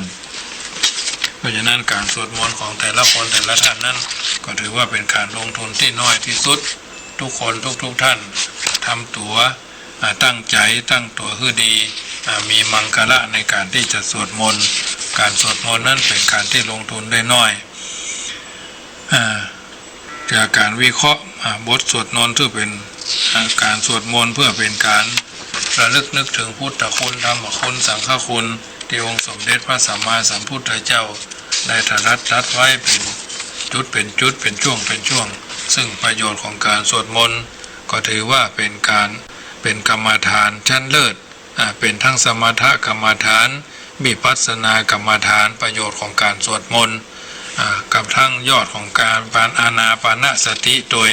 เป็นการรักษาคำสอนเป็นการประกาศคำสอนเพราะฉะนั้นญาติโยมสาธุชนท่านผู้ฟังทั้งหลายการสวดมนต์นั่นถือว่าทำเมื่อเฮาท่านทั้งหลายมีความนักแน่นมีใจสงบเสงี่ยมจิตใจเข้าไปดิ่งไปอยู่ที่พุทธบทพุทธมงคลทั้งหลายการสวดมนต์ประจำทุกวันวันละเล็กวันละน้อยเหมือนกับเฮาไหว้พระแล้วก็สวดมนต์อย่างน้อยๆก็คือเสียงเขาเนี่ยไปเกลือคั่วอยู่ในพุทธคุณธรรมคุณสังฆคุณผู้สวดหรือมีความเข้าใจมีความรู้ได้เป็นการทำตัวกันมาความสบายใจความรู้สึกเป็นสุขในขณะที่ทำและความเบิกบานแช่มชื่นเมื่อสวดมนต์จบแล้วจึงบังเกิดในผู้จึงเกิดขึ้นจึงความบดีบงามจึงบังเกิดขึ้นกับผู้สวดการสวดมนต์เป็นประจำทุกวันเป็นการฝึกหัดทำจิตของเฮาคือเป็นสมาธิตั้งจิตมั่นอยู่ในอารมณ์เดียวอำนาจจิตที่เป็นสมาธิแผ่คือพ่อคือแม่คือพี่คือน้องแม้กระทั่งคนเจ็บไข้ได้ป่วยก็ยังจะบรรเทาเบาบางและก็ห่างหายเป็นอำนาจจิตที่มีอานุภาพสูงเป็นการนำกำลังศรัทธาปัญญามาสู่ชีวิตเพราะการสวดมนต์เป็นการลำลึกนึกถึงคุณพระรัตนตรัยพร้อมกันไปในคราวเดียวอันจะเป็นที่พึ่งที่สูงสุดในชีวิตและเป็นการท่องบนสาธยายจึงต้องท่องฮือช่ำชองเนาะท่องฮือช่ำชองท่องบ่อยๆจนสามารถจดจำเขาได้บทสวดพุทธคุณธรรมคุณสังฆคุณนั่นน่ะพุทธมนต์ทุกบทติดอยู่ในหนังตาเวลาเขารับตาลงชัดอาคาระถูกต้องอาคาระการันพยัญชนะน่ะท่องฮือชินน่ะท่องฮือช่ำชองท่องฮือชัดท่องฮือชินเป็นการกระทำประจำเกิดเป็นความเคยชินนะการสวดมนต์เป็นกรรมฐานรักษาคำสอนประกาศคำสอนกำจัดกิเลสนิวรณ์พรประชาชนพรแก่ตนเพิ่มพูนแก่ผู้ล่วงลับดับทุกข์ในวัฏสงสารข้ามโอคะสงสารเป็นปัจจัยเข้าถึงพระนิพพานในอนาคตการสวดมนต์เป็นการสร้างศรัทธาความเชื่อมั่นในคุณพระรัตนตรัยที่ห้องกันว่าศรัทธาพละอันสามารถขจัดความหดหู่ท้อแท้สิ้นหวังในชีวิตช่วยเพิ่มเติมกระตือรือร้นในการดำเนินชีวิตหรือเพิ่มเติมในชีวิตคือคุกคุนอยู่เสมอยังผลให้เฮามีชีวิตชีวาและดำเนินชีวิตอย่างมีคุณค่ามากขึ้นการสวดมนต์เป็นการสร้างสรรค์พลังปัญญาที่ห้องกันว่าปัญญาพละเพราะช่วยการท่องบนสัจธรรมคำสอนของพระพุทธเจ้าในบทสวดพุทธมนต์ต่างๆนั่นทำให้เฮาฮู้และจดจำธรรมะข้อนั่นไปพิจารณาเพื่อให้เกิดความเข้าใจอย่างลึกซึ้งเป็นการพัฒนาปัญญาทางธรรมะให้เกิดขึ้นในตนเมื่อมีปัญญาเกิดขึ้นแล้วย่อมสามารถขจัดอุปสรรคปัญหาเกิดขึ้นในชีวิตได้อย่างถูกต้องท่องแท้เหมาะสมตามขั้นตอนและเป็นประโยชน์แก่ตนและผู้อื่นบทสวดมนต์การสวดมนต์หรือการสาธยายธรรมตามที่ได้ฟังและเขียนเฮียนกันมาและตึกตองไข้ควรตามที่ได้เรียนมาจนรู้แจ้งในพระพุทธพจน์รู้ความหมายหลายอย่างถูกต้องเกิดความบันเทิงเรื่องลื่นเริงใจความปลื้มใจเกิดความอิ่มใจความดื่มดำดื่มดำในใจจิตย่อมตั้งมั่นและบรรลุความพ้นทุกข์ได้การทำความเข้าใจเรื่องพุทธคุณธรรมคุณต่างๆเหล่านี้เป็นเนื้อหาสาระเมื่อเราท่านทั้งหลายได้เข้าใจในสิ่งต่างๆเหล่านี้นี่คือการสวดมนต์การทำวัดนะสมัยพุทธกาลมีพุทธประเพณีที่พระเจ้าพระสงฆ์จะไปเข้าเฝ้าพระพุทธเจ้าประจำทุกวันเพื่อประชุมฟังธรรมจากพระพุทธองค์ปัจจุบันการทำวัดในอุโบสถวิหารศาลาการประเรียนเปรียบเหมือนการเข้าเฝ้าพระพุทธเจ้าตลอดจนบ้านเฮาก็เหมือนกันสำนักงานเฮาก็เหมือนกันตลอดจนร้านค้าเฮาก็เหมือนกันที่เฮาอยู่ประจำในสมัยพุทธกาลจึงเริ่มต้นด้วยการสวดมนต์สรรเสริญคุณพระรัตนตรัย การสวดมนต์ที่เป็นพุทธที่เป็นพระสูตรต่อเพื่อรักษาธรรมเนียมของการสวดซักซ้อมความทรงจำพุทธานุสติธรรมานุสติสังฆานุสติ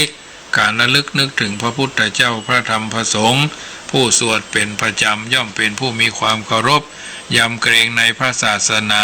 พระธรรมพระสงฆ์มีความเจริญในศรัทธาสติปัญญาทนต่อความกลัวทนต่อความตกใจสามารถอดกั้นทุกข์มีความรู้สึกเสมอเหมือนว่าพระพุทธเจ้านั่นพระธรรมเจ้านั่นสถิตเสถียรอยู่ในหัวใจของเฮาเจริญพรแม่เจริญพรเด้อไม่สาเจ้าเจริญพรแม่บรรทาปะเปาเนาะจะร่วมทำบุญนะเจ้าเรียกธนาคารอย่างก็เบาเสียงวิทยุกันเด้อเจ้าธนาคารกรุงไทยเนาะเดี๋ยวอันอย่างก็ธนาคารกรุงไทยแม่เบาวิทยุเนอะธนาคารกรุงไทยเนาะฮัลโหลเจ้าธนาคารกรุงไทยหมายเลขบัญชีเดี๋ยวธนาคารกรุงไทยอย่างก็หมายเลขบัญชี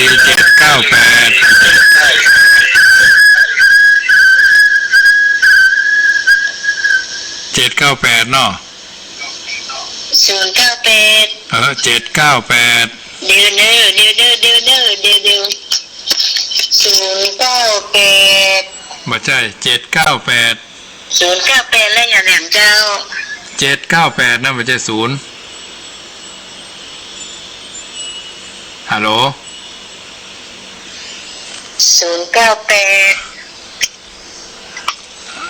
ฟังใหม่เนี่ย798แม่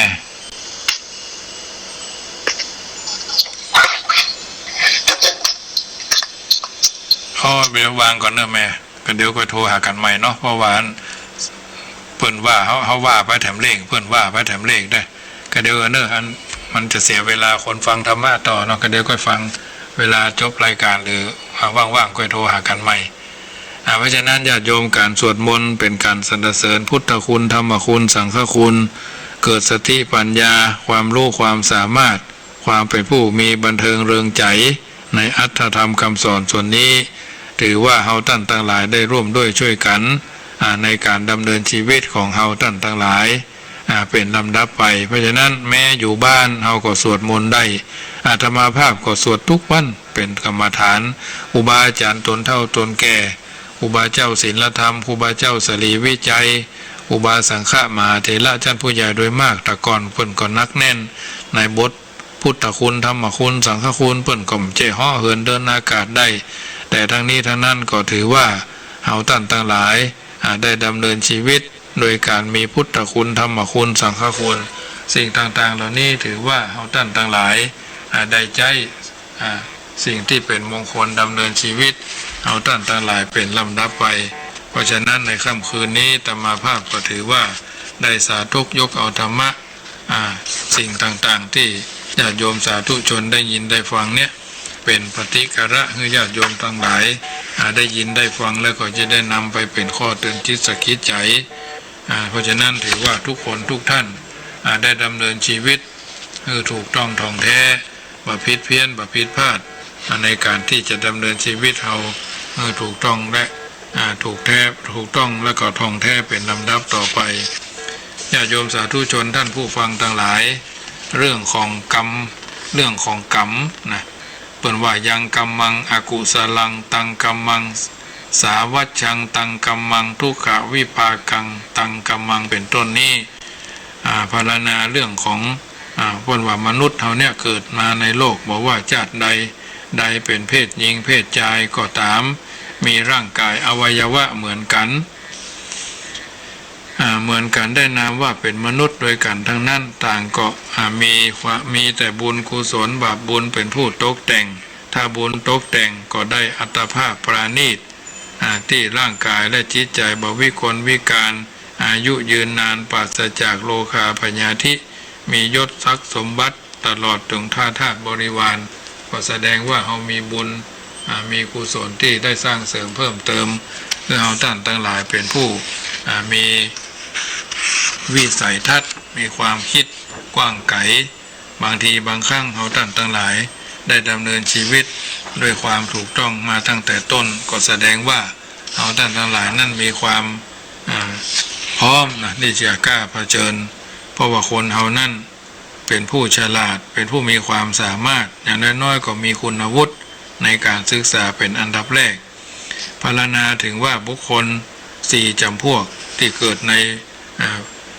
นโลกเขาเนี้ยเพิ่นว่าอันว่าความเป็นผู้ฉลาดสามารถในการทำภาระธุระปฏิบัติภาระธุระคือความชำนิชำนาญในกรณียกิจย่อมเป็นที่ปรารถนาของบัณฑิตชนทั้งฝ่ายคดีโลกและคดีธรรมเอาสามารถนำบุคคลและสังคมไปสู่ความเจริญรุ่งเรืองทันการทันสมัยตลอดถึง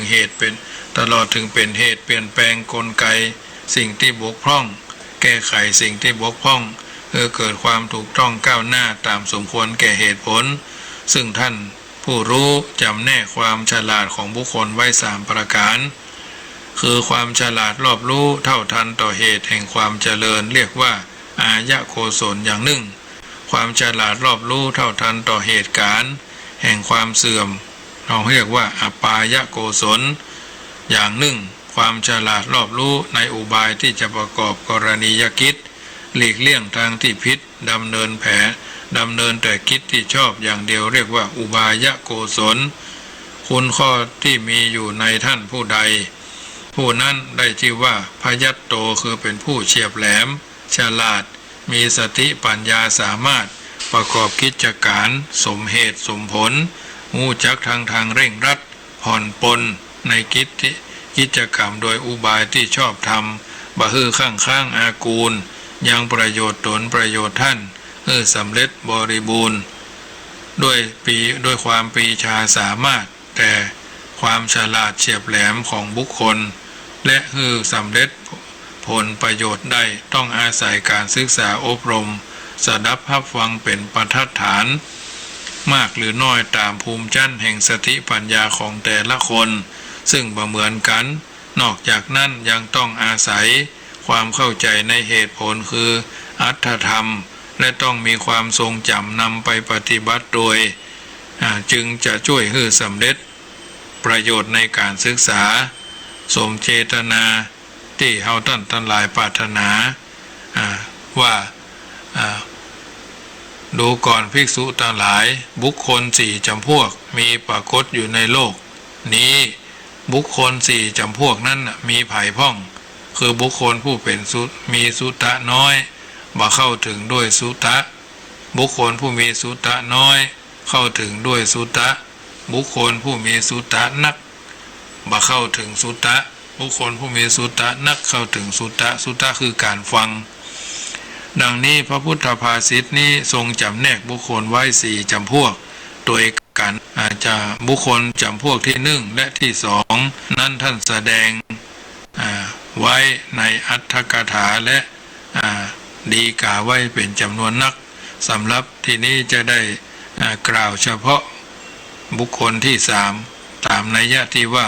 พหุสุโตสุเตนะอนุปปันโนบุคคลผู้มีสุตะมากไม่เข้าถึงสุตะ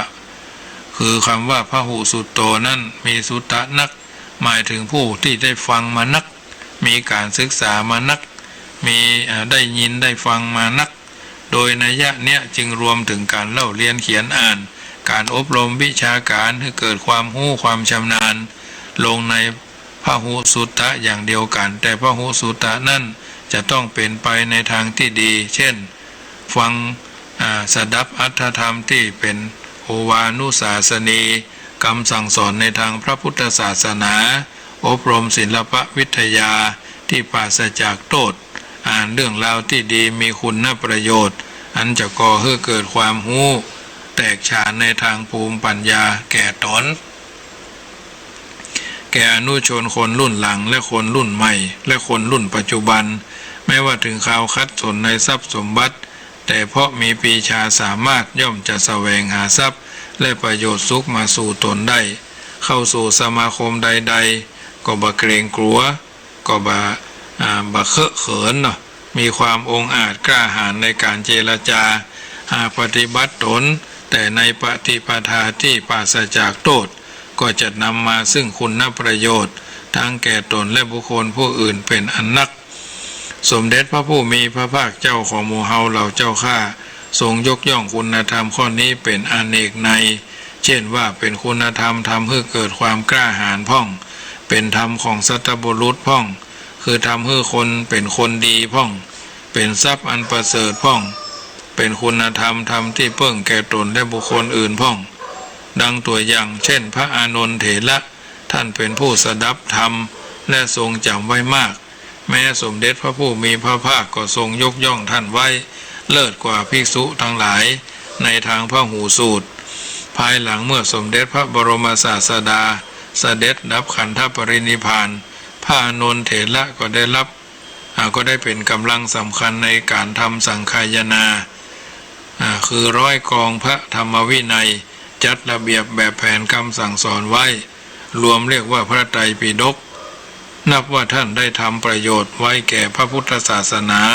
และสาวกมาจนถึงปัจจุบันก็โดยอาศัยการสดับและทรงจำไว้มากของท่านอานนท์เถระเหตุนั้นสมเด็จพระผู้มีพระภาคจึงตรัสสรรเสริญพหูสูตรบุคคลดังพระคาถาในอัปปสุตสูตรนั้นว่าพหูสูตังธรรมทรังสัพปัญญังพุทธสาวกังเนกขังชัมโพทะนัสเสวะโกตังนิธิตุมรติเทวาปินาสังสันติภัมมุนาปิปสังสิโตแปลความเป็นภาษาไทยว่าใครสมควรที่จะติเตียนผู้เป็นพหูสูตรทรงจำทำไว้ได้เป็นพุทธสาวกมีปัญญาดังแท่งทองชมพูนุชแม้เทพเจ้าก็นิยมถึงพรหมก็สรรเสริญดังนี้ผู้มีสุตตะมากแต่บ่เข้าถึงสุตตะนั่นหมายถึงผู้ที่ฟังเพียงอย่างเดียวบ่เกี่ยวข้องกับการปฏิบัติแม้การฟังก็ยังบ่ฮู้ชัดลึกซึ้งถึงอรรถธรรมสามารถที่จะนำไปประพฤติโดยตนเองและสอนบุคคลอื่นให้ประพฤติได้ตามนัยยะแห่งพระบาลีอันมีมาในอัปปมสุตตสูตรว่ากาถันจะภิกขเวเป็นต้นดูก่อนภิกษุทั้งหลายบุคคลผู้มีสุตตะนักบ่เข้าถึงด้วยสุตตะอย่างใดภิกษุทั้งหลายสูตรหรือสุตตะไคยะวยากรณกาถาเป็นของบุคคลบางคนในโลกนี้มีนักแต่เขาหาได้หู้ทั่วถึงอัตถุถ่วงธรรมแห่งพระสูตรนั้นแล้วปฏิบัติธรรมสมควรแก่ธรรมไม่โดยนัยยะนี้บุคคลผู้ฟังมานักในนวังคสัตตุศาสตร์คือคำสอนของพระพุทธเจ้าอันประกอบด้วย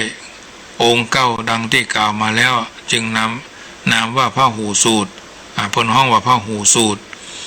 บุคคลผู้มีความรู้ถึงขั้นพหูสูตรนั้นบ่ประพฤติตนให้ดีสมกับภูมิชั้นแห่งความรู้ที่ตนสดับในการศึกษาชื่อว่าบ่เข้าถึงสุตตะ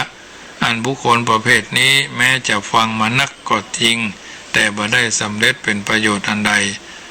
ทั้งนี้ทั้งนั้นก็ถือว่านัยยะแห่งการสรรเสริญบุคคลผู้สดับนักก็ถือว่าเป็นพหูสูตรบางทีบางครั้งถ้าจะเปรียบเหมือนกับคนเก่งกับคนพอให้พอดีนะญาติโยมเพราะฉะนั้นจึงนำมาเสนอให้ญาติโยมสาธุชนได้ยินได้ฟังเป็นลำดับไปประการต่อมาช่วงนี้เราก็ถือว่าจำเป็นจะต้องมีธรรมะเอามาเป็นเครื่องบนห้องว่าอาหารจิตอาหารใจคือการตั้งตนไว้ชอบในพระพุทธพจน์ที่ว่ากตามานิจัตตาริปฏิรูปเทสาวาสะสัพพุริโสปสุสยะอัตตสัมมาปณิธิบุเพกตาปุญญาตาเนี่ยการตั้งตนไว้ชอบมวลมนุษย์ทุกคนที่เกิดมาบนโลกใบนี้ย่อมปรารถนาความดีความงามและความสุขความดีก็ให้ได้ความงามก็ให้ปรากฏความสุขก็คือมันเกิดกับจิตกับใจเขานี่แหละคือมันเจริญทั้งนั้นมีไผต้องการความชั่ว ความยากความเสื่อมทรามสักคนแต่ว่าลำพังความปรารถนาอย่างเดียว นั่นบ่ได้สำเร็จผลอันใดผู้ตั้งความปรารถนาบ่ลงมือทำการอันหยังตายไปพร้อมกับความปรารถนามากมายนับจำนวนบ่ได้แต่ความปรารถนาจะสำเร็จแก่บุคคลก็ต่อเมื่อบุคคลได้ลงมือประกอบเหตุแห่งความปรารถนาแล้วเท่านั้นเพราะทุกสิ่งทุกอย่างเกิดขึ้นได้ต้องอาศัยตนเป็นต้นเหตุและเป็นตัวการให้เกิดขึ้นไม่ใช่บุคคลอื่นโดยนัยยะเนี้ยจึงควรใส่ใจพิจารณาตัวเฮาเองเป็นประจักษ์ชัดว่าบัดนี้เฮาเป็นอย่างใดกำลังเจริญหรือกำลังเสื่อมประการใดอายุเท่าใดนะเพิ่นห้องว่ามองตนเมื่อพิจารณาหารว่าบัดเดี๋ยวเนี้ยเพิ่นบ่ฮือไปไหนหลัง4 ทุ่มไปแล้วเมื่อคืนเพิ่นฮืออยู่กับบ้านเพิ่นฮือใส่แมสเพิ่นฮือบ่ฮือคุกคีกับคนนั้นคนนี้แม้ไปกาดไปลีก็ฮือไปรีบปิกแม้ไปวัดไปวาเพิ่นบ่ใจฮือปิดวัดนะเพิ่นฮือเปิดวัดแล้วก็ไปทำบุญไม่แออัดยัดเยียดไม่ซ่องสุมบุคคลที่จนเกินพอดีนะเวลาเข้าไปก็ต้องล้างมือเนี่ยจอนมีใส่เจลล้างมือพ่องอันยังพ่องแอลกอฮอล์พ่องเนี่ยวัดไข้พ่องเอาก็พยายามอนุโลมปฏิโลมไปพิจารณาตนเองอย่างเฮาทำได้อย่างเปิ้นกอเฮาเหมือนเปิ้นกอเนี่ยเฮาบ่ต้องเด่นบ่ต้องดังเฮาทำเหมือนเปิ้นกอร่างกายผมขนเล็บฟันหนังตาหูจมูกลิ้นกายใจเนี่ยเฮาสะอาดก่อแค่นี้ก็เป็นสิ่งที่ดีแล้วญาติโยมถือว่าเฮาตั้งตนไว้ชอบทุกโลยบ่สำคัญญาติโยมของใจนะนั่นถือว่าการตั้งตนไว้ชอบปฏิบัติตนตามที่เฮาทำได้ปฏิบัติกันได้องค์สมเด็จพระสัมมาสัมพุทธเจ้าแนะนำไว้นักจะขออธิบายนำไปสู่ความเจริญว่าการอยู่ประเทศอันสมควรการคบสัตบุรุษการตั้งตนไว้ชอบความเป็นผู้มีบุญได้กระทำไว้ในแต่การก่อนโดยนัยยะที่กล่าวเนี่ยมีคุณธรรมที่จะนำมากล่าว4 ประการซึ่งได้นามโวหารจักว่าจักธรรมหรือจักสมบัติเพราะบุคคลเหมือนกงล้อหมุนพัดนำไปสู่ความสุขความเจริญแห่งบุคคลโดยมีเหตุผลปัจจัยอ้างอิงซึ่งกันและกันเป็นแน่แท้อันผู้ปฏิบัติบำเพ็ญได้ครบถึง4 ประการย่อมประสบความสุขอันไพศาลโดยโภคทรัพย์และลาภยศชื่อเสียงปรากฏต่อการบำเพ็ญบรรณานักและในบัดนี้จักอธิบายเฉพาะหัวข้อที่ว่าการตั้งตนไว้ชอบในหัวข้อทั้ง4 ประการคืออัตตสัมมาปณิธิการตั้งตนไว้ชอบนั่นได้แก่การตั้งตนไว้พอเหมาะตามเหมาะสมถูกต้องตามแก่ภาวะหน้าที่ที่ตนที่ตนมีตนเป็นเช่นในฐานะที่เป็นผู้ใหญ่จะทำอันใดต้องประกอบด้วยเมตตากรุณาปราศจากทิฏฐิมานะถือเขาถือเราคือคนของเปิ้นคนของเฮาน่ะมีความหันอกหันใจผู้น้อยบ่ขู่เข็นบังคับบ่ใจสอยในสิ่งที่เกินกำลังบ่โคมเหงเต็งเต็กผู้ภาษาต่อไปก็คือบ่เยี่ยนาบนหลังคนเนาะทั้งลูกน้องท่านเพื่อนร่วมงานทั้งบ่ทำการใดคือขาดความเคารพยำเกรงเคารพเชื่อถือ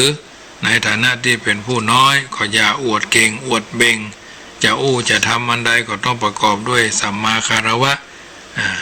อ่อนน้อมถ่อมตนและหันคนว่าสอนง่าย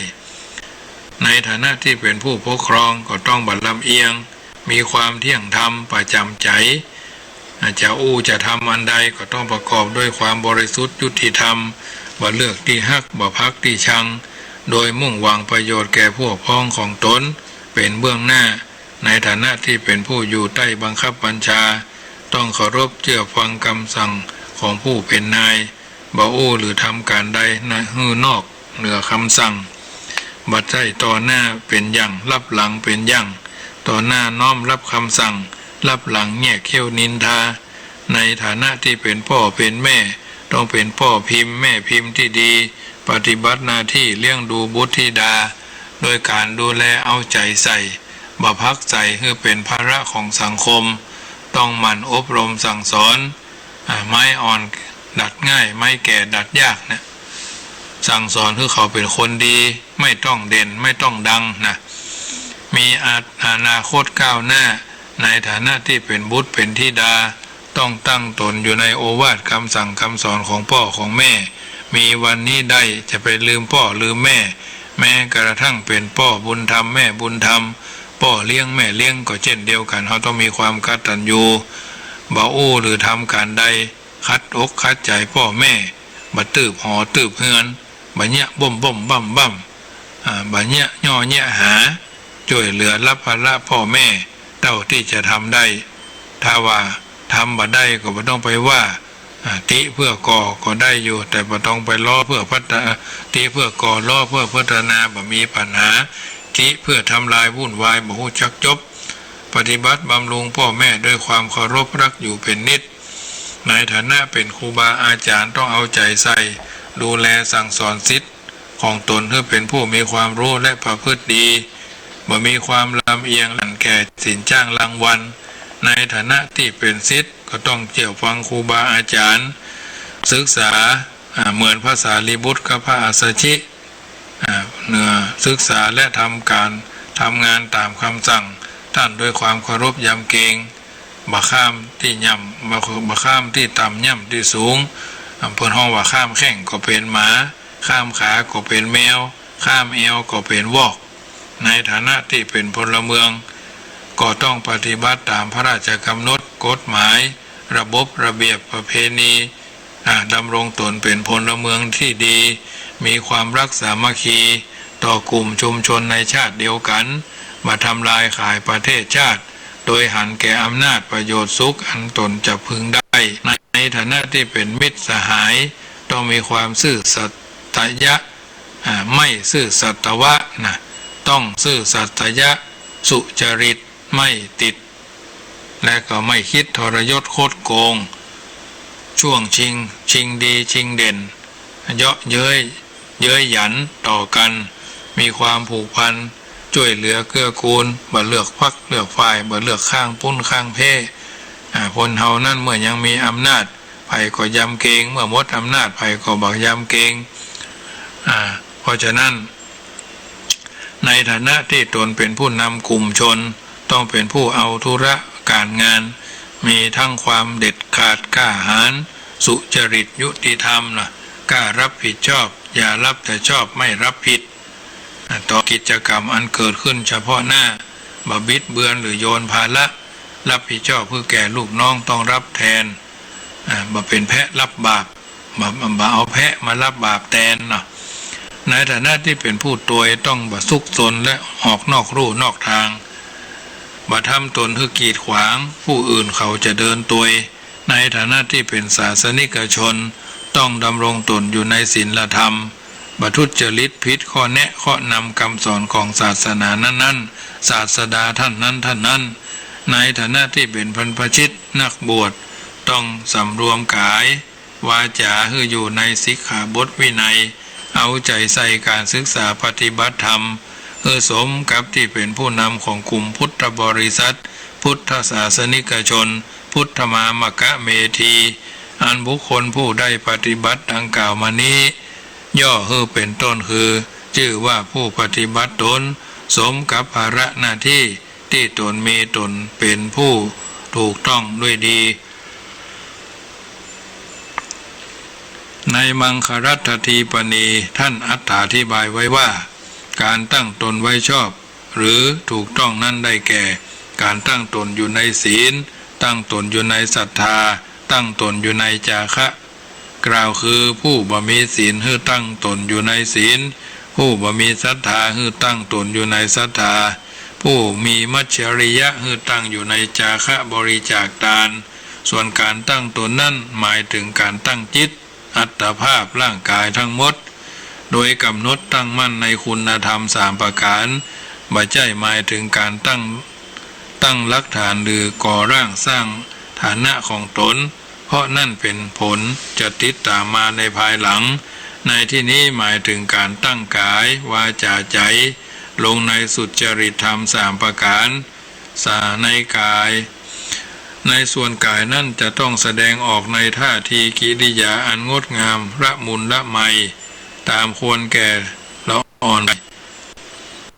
สถานที่และการเวลาเช่นเข้าหาพระผู้หลักผู้ใหญ่เข้าขึ้นเจ้าเฝ้านายนะหรือไปในสมาคมที่ประชุมกลุ่มบุคคลควรวางตัวอนุโลมตนในเหมาะสมกับฐานะบ่แข็งกระด้างแข็งแรงแต่ไม่แข็งกระด้างไม่แข็งกระด้างวางศักดาให้เกินความงามความพอดีควรกราบไหว้หรือแสดงไมตรีอ่อนน้อมถ่อมตนอย่างใดอย่างหนึ่งก็ควรทำจริงอยู่คนเฮาแรกพบปะสนเสวนารูปร่างย่อมเป็นสิ่งสำคัญที่ชวนให้สมาคมคบหาต่อไปก็ท่วงทีกิริยาอัจฉาสัยส่วนคนที่รูปงามแต่สามกิริยาอัจฉาสัยแม้รูปจะงามต้องกับสายตาแต่กิริยาก็เป็นศัตรูกับจิตใจเพราะมีลักษณะหยาบคายแข็งกระด้างยกตนข่มท่านหรือเหยียดหยามอวดศักดาแม้จะลุกจะนั่งจะเดินจะเตียวจะเหลียวจะพอก็เต็มไปด้วยมายาสาไถดังนั้นการแสดงท่าทีกิริยาจึงเป็นสิ่งสำคัญเพราะเป็นสัญลักษณ์แสดงภูมิชั้นของบุคคลอย่างแจ่มชัดเหตุนั้นบัณฑิตนักปราชญ์ท่านกล่าวไว้เป็นคำกรสอนใจว่าควรอ่อนน้อมถ่อมกายให้คนรักอย่าเห่อสักทะนงตัวจักมัวหมองเมื่อถ่อมลงสูงโหงระพงทองเป็นพงทองแต่จองหองไฟสูงถูกจุงลงนะ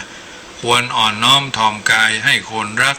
อย่าเห่อสักทะนงตัวจักมัวหมองเมื่อถ่อมลงสูงระหงเป็นพงทองแต่จองหองไฟสูงถูกจุงลงอันนี้ก็คือส่วนหนึ่งที่เป็นสัจธรรมที่กล่าวเอาไว้เพราะเหตุนั้นการแสดงกิริยาท่าทีอันดีอันงามทั้งต่อหน้าและรับหลังที่ว่าการตั้งกายถูกต้องตามหลักพระพุทธศาสนา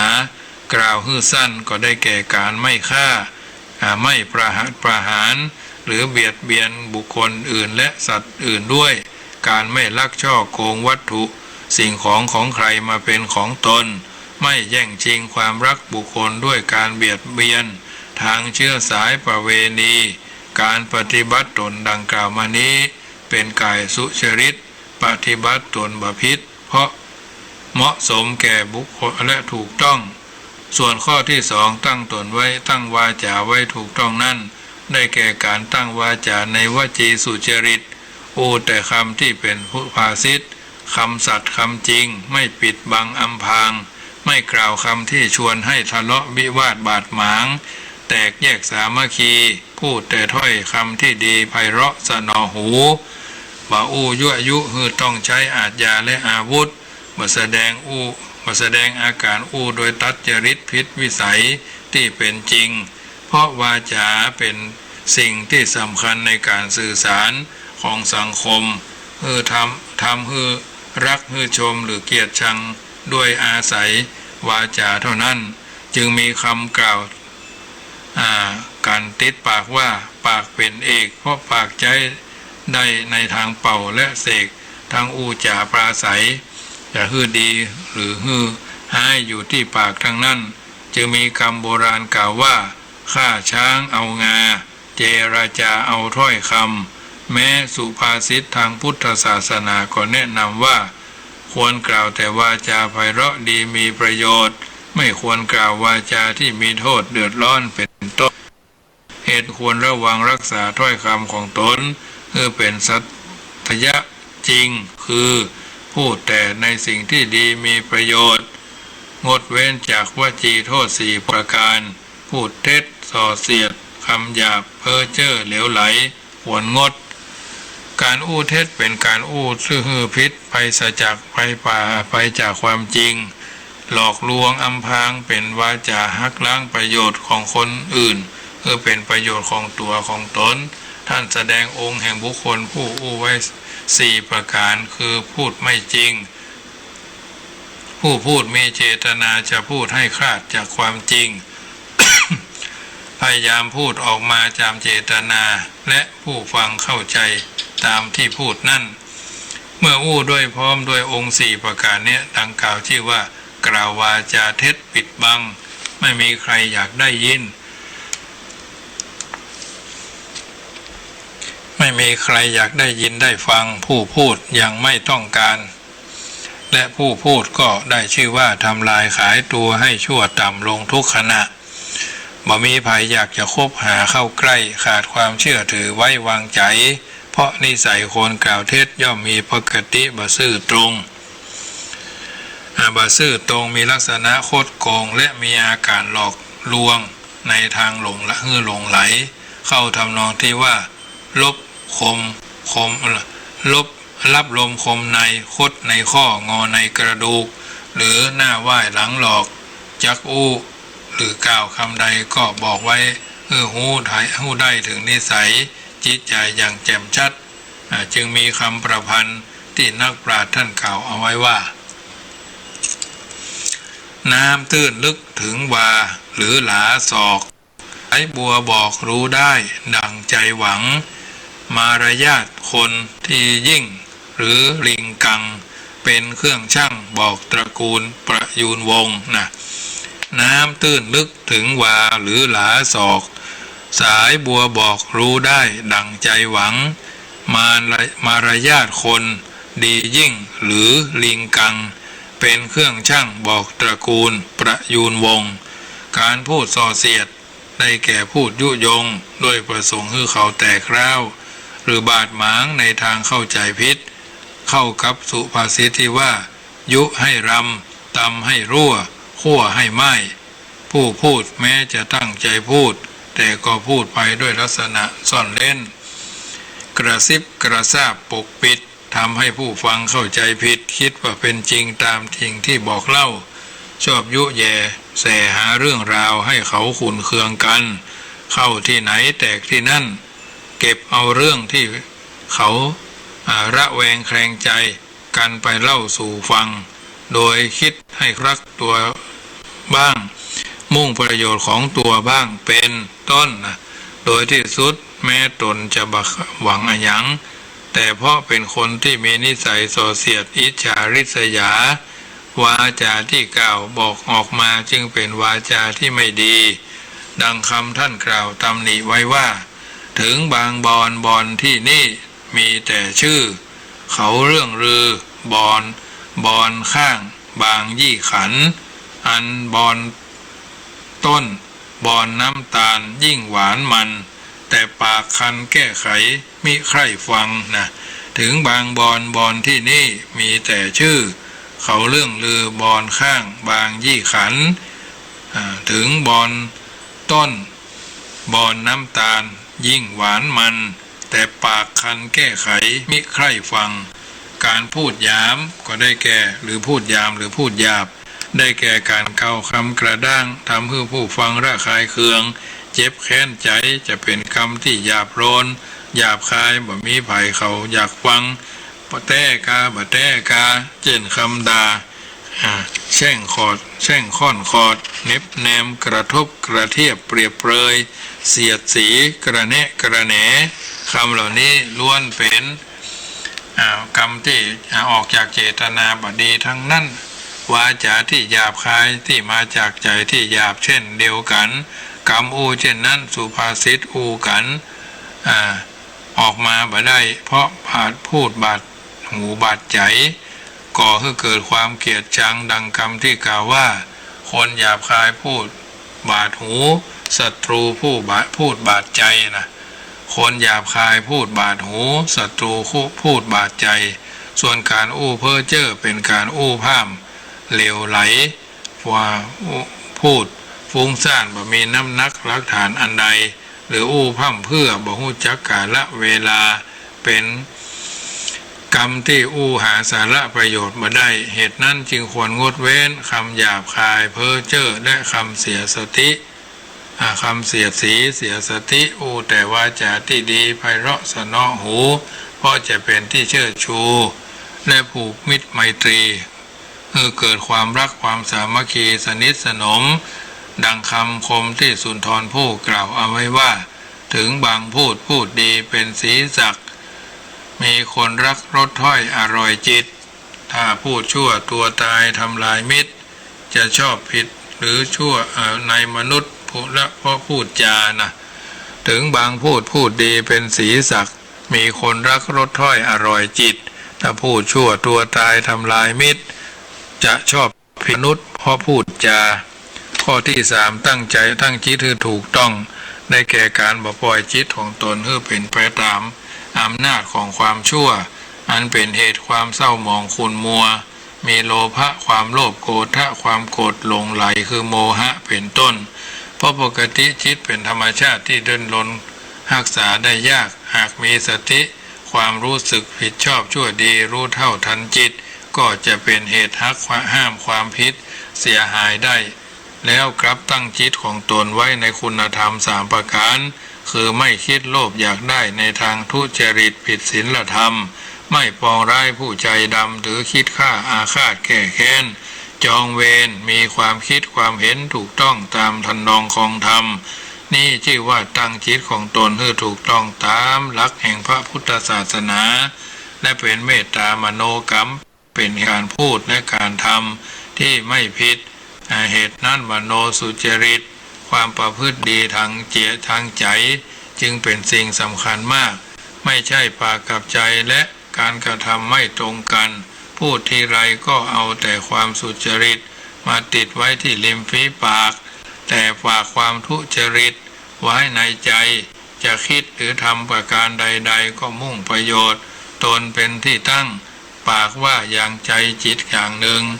ดังคำที่ว่าหน้าซื่อใจคดหน้าเนื้อใจเสือและบ่มีไผเขาเชื่อและต้องการเข้ากับธรรมบรรหารคำกรโบราณว่าแม่น้ำคุ้งโคดเคี้ยวก็ควรจรไม้ที่คดทำสอนก็ใช้ได้เหล็กที่คดทำเคียวเกี่ยวข้าวใช้คนคดไส้เห็นไม่ต้องการงานนะแม่น้ำคุ้งโคดเคี้ยวก็ควรจรไม้ที่คดทำใช้ได้เหล็กที่คดทำเคียวเกี่ยวข้าวใช้คนคดไส้ไม่เห็นไม่ต้องการงานนะน้ำคุ้งกดก็ยังเดินสัญจรได้อยู่ไม้กดก็เอาทำขอหรือทำสอนก็ได้เหล็กที่กดทำเคียวก็ใจดี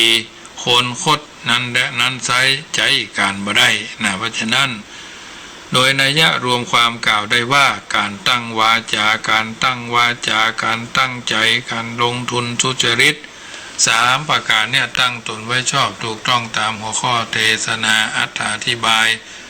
อันผู้ตั้งตนไว้ได้ดังกล่าวมาเนี่ยย่อมได้รับคุณงามความดีตามที่ตนมุ่งมา่ปรารถนาก็อัตตสัมมาปณิธินี้เป็นไปในอดีตจัดเป็นปุเพกตบุญญาตาความเป็นผู้มีบุญอันตนกระทำไว้ในอดีตการคุณธรรมข้อนี้เป็นพื้นฐานให้บุคคลมาเกิดในประเทศที่เหมาะสมเรียกว่าปฏิรูปเทสะวาสะนะการอยู่ในประเทศที่เหมาะสมเล่าที่เป็นเหตุให้เข้าคบสมาคมกับสัตบุรุษผู้มีความรู้ดีประพฤติดีจัดเป็นสัพพุริสูปัสสยะการคบหาสัตบุรุษนั่นก็เป็นเหตุให้ได้รับความฟังโอวาทคำสอนแนะนำของท่านการประพฤติดีตามคำสั่งสอนท่านนั่นก็คืออัตตสัมมาปณิธิอันคุณธรรมทั้ง4ประการนี้ต้องอาศัยกันเป็นไปจึงได้นามว่าจักธรรมหรือจักสมบัติเพราะเป็นดุจกงล้อหมุนพัดนำไปสู่ความสุขความเจริญและโภคสมบัติสมตามพุทธโอวาทที่ตรัสประมวลในท้ายแห่งจักกสูตรนั้นว่าปฏิรูปวะเสเทเสอริยมิตตกะโรสิยาสัมมาปณิธิสัมปันโนปุเพปุญญกโตนโรทะนัญญังถนังยโสกิตติสุขันเจตังทิวัตติติความเป็นภาษาไทยได้ความเป็นภาษาไทยสมัยใหม่มีอธิบายว่านรชนพึงตั้งตนอยู่ในถิ่นเหมาะสม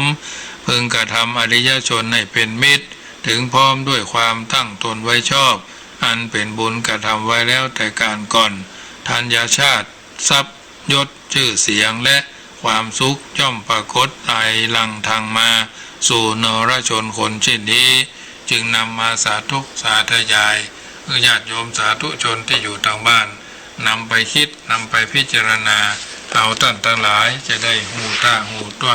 หูตาหูกว้างตาสว่างพบหนทางแห่งความเจริญรุ่งเรืองในฐานะในเทศกาลงานทำบุญ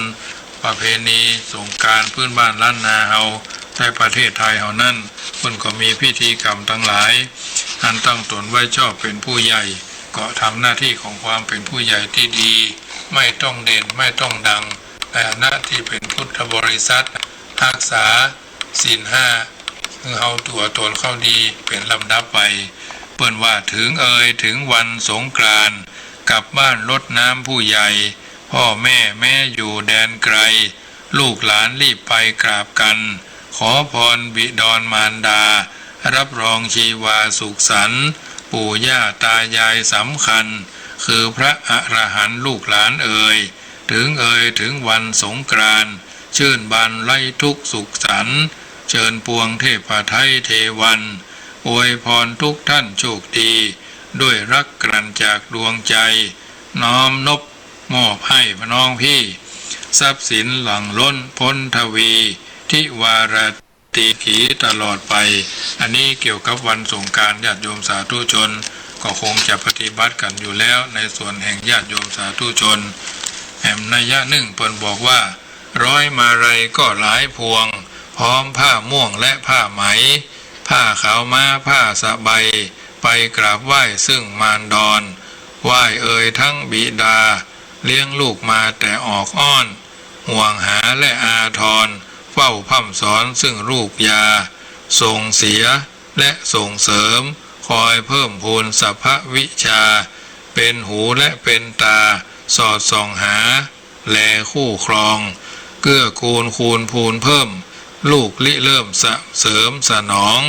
ด้วยใจที่ใฝ่ปองให้สอดคล้องเจตนาพ่อแม่ท่านแก่เท่ารอลูกเต้าเข้าเยียวยาและเยี่ยมหาประคองก็กายาอย่าให้คลาดจนพลาดพลั้งเป็นหูเลาะก็เป็นตาดูซ้ายขวาแลหาหน้าหลังย่างก้าวเข้าระวังลูกเป็นดั่งไม้เท้านาเจ็บไข้หรือไปด้วยหรือได้ป่วยลูกเอื้อช่วยรักลูกเอื้ออวยช่วยรักษาลูกยาและลูกยาและหยุกยาสองสิ่งหนามาคู่กันยาจริงและยาใจสองนิสัยจำให้มั่นสองขนานประสานกันพ่อแม่ท่านก็พลันหายเป็นแก้วเนรมิตให้สมจิตที่คิดหมายยาแชแลดูดายให้ท่านคลายความกังวลทานศีลภาวนาเป็นมหาสารกุศลช่วยกันบันดาลดลสำเร็จแก่พ่อแม่ตัวสงกรานต์ก็ทุกปีชวนน้องพี่กันหวนทั่วรดน้ำก็ดำหัวทั้งปู่ย่าและตายายรดน้ำยามสงกรานต์แสนชื่นบานดังมั่นหมายอย่าให้ท่านรอหายมีแต่สายแห่งน้ำตาพ่อแม่ผู้แก่เฒ่ารอลูกเต้าไปเฝ้าหาหวังพบศพลูกยาของบิดาก็มารดรลูกหลานท่านเจ้าขา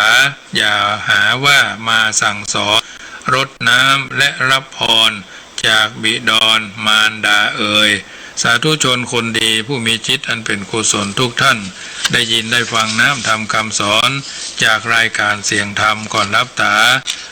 ข้าวกรเกี่ยวกับปีใหม่พญาวันเท่านี้ก็คงจะเป็นที่ระเมาเอาใจตามสมควรแก่ภูมิปัญญาลิขิตศาสนาคือบัณฑิตผู้รู้ตั้งใจสาธุเอาสิ่งละอันพันละน้อยมามาจ่ามาถาที่บายเพิ่มเติมให้ญาติโยมที่อยู่ทางบ้านฟังอยู่เป็นประจำก็คงจะเป็นปฏิกระส่วนใดส่วนหนึ่ง ญาติโยมสาธุชนได้ยินได้ฟังแล้ว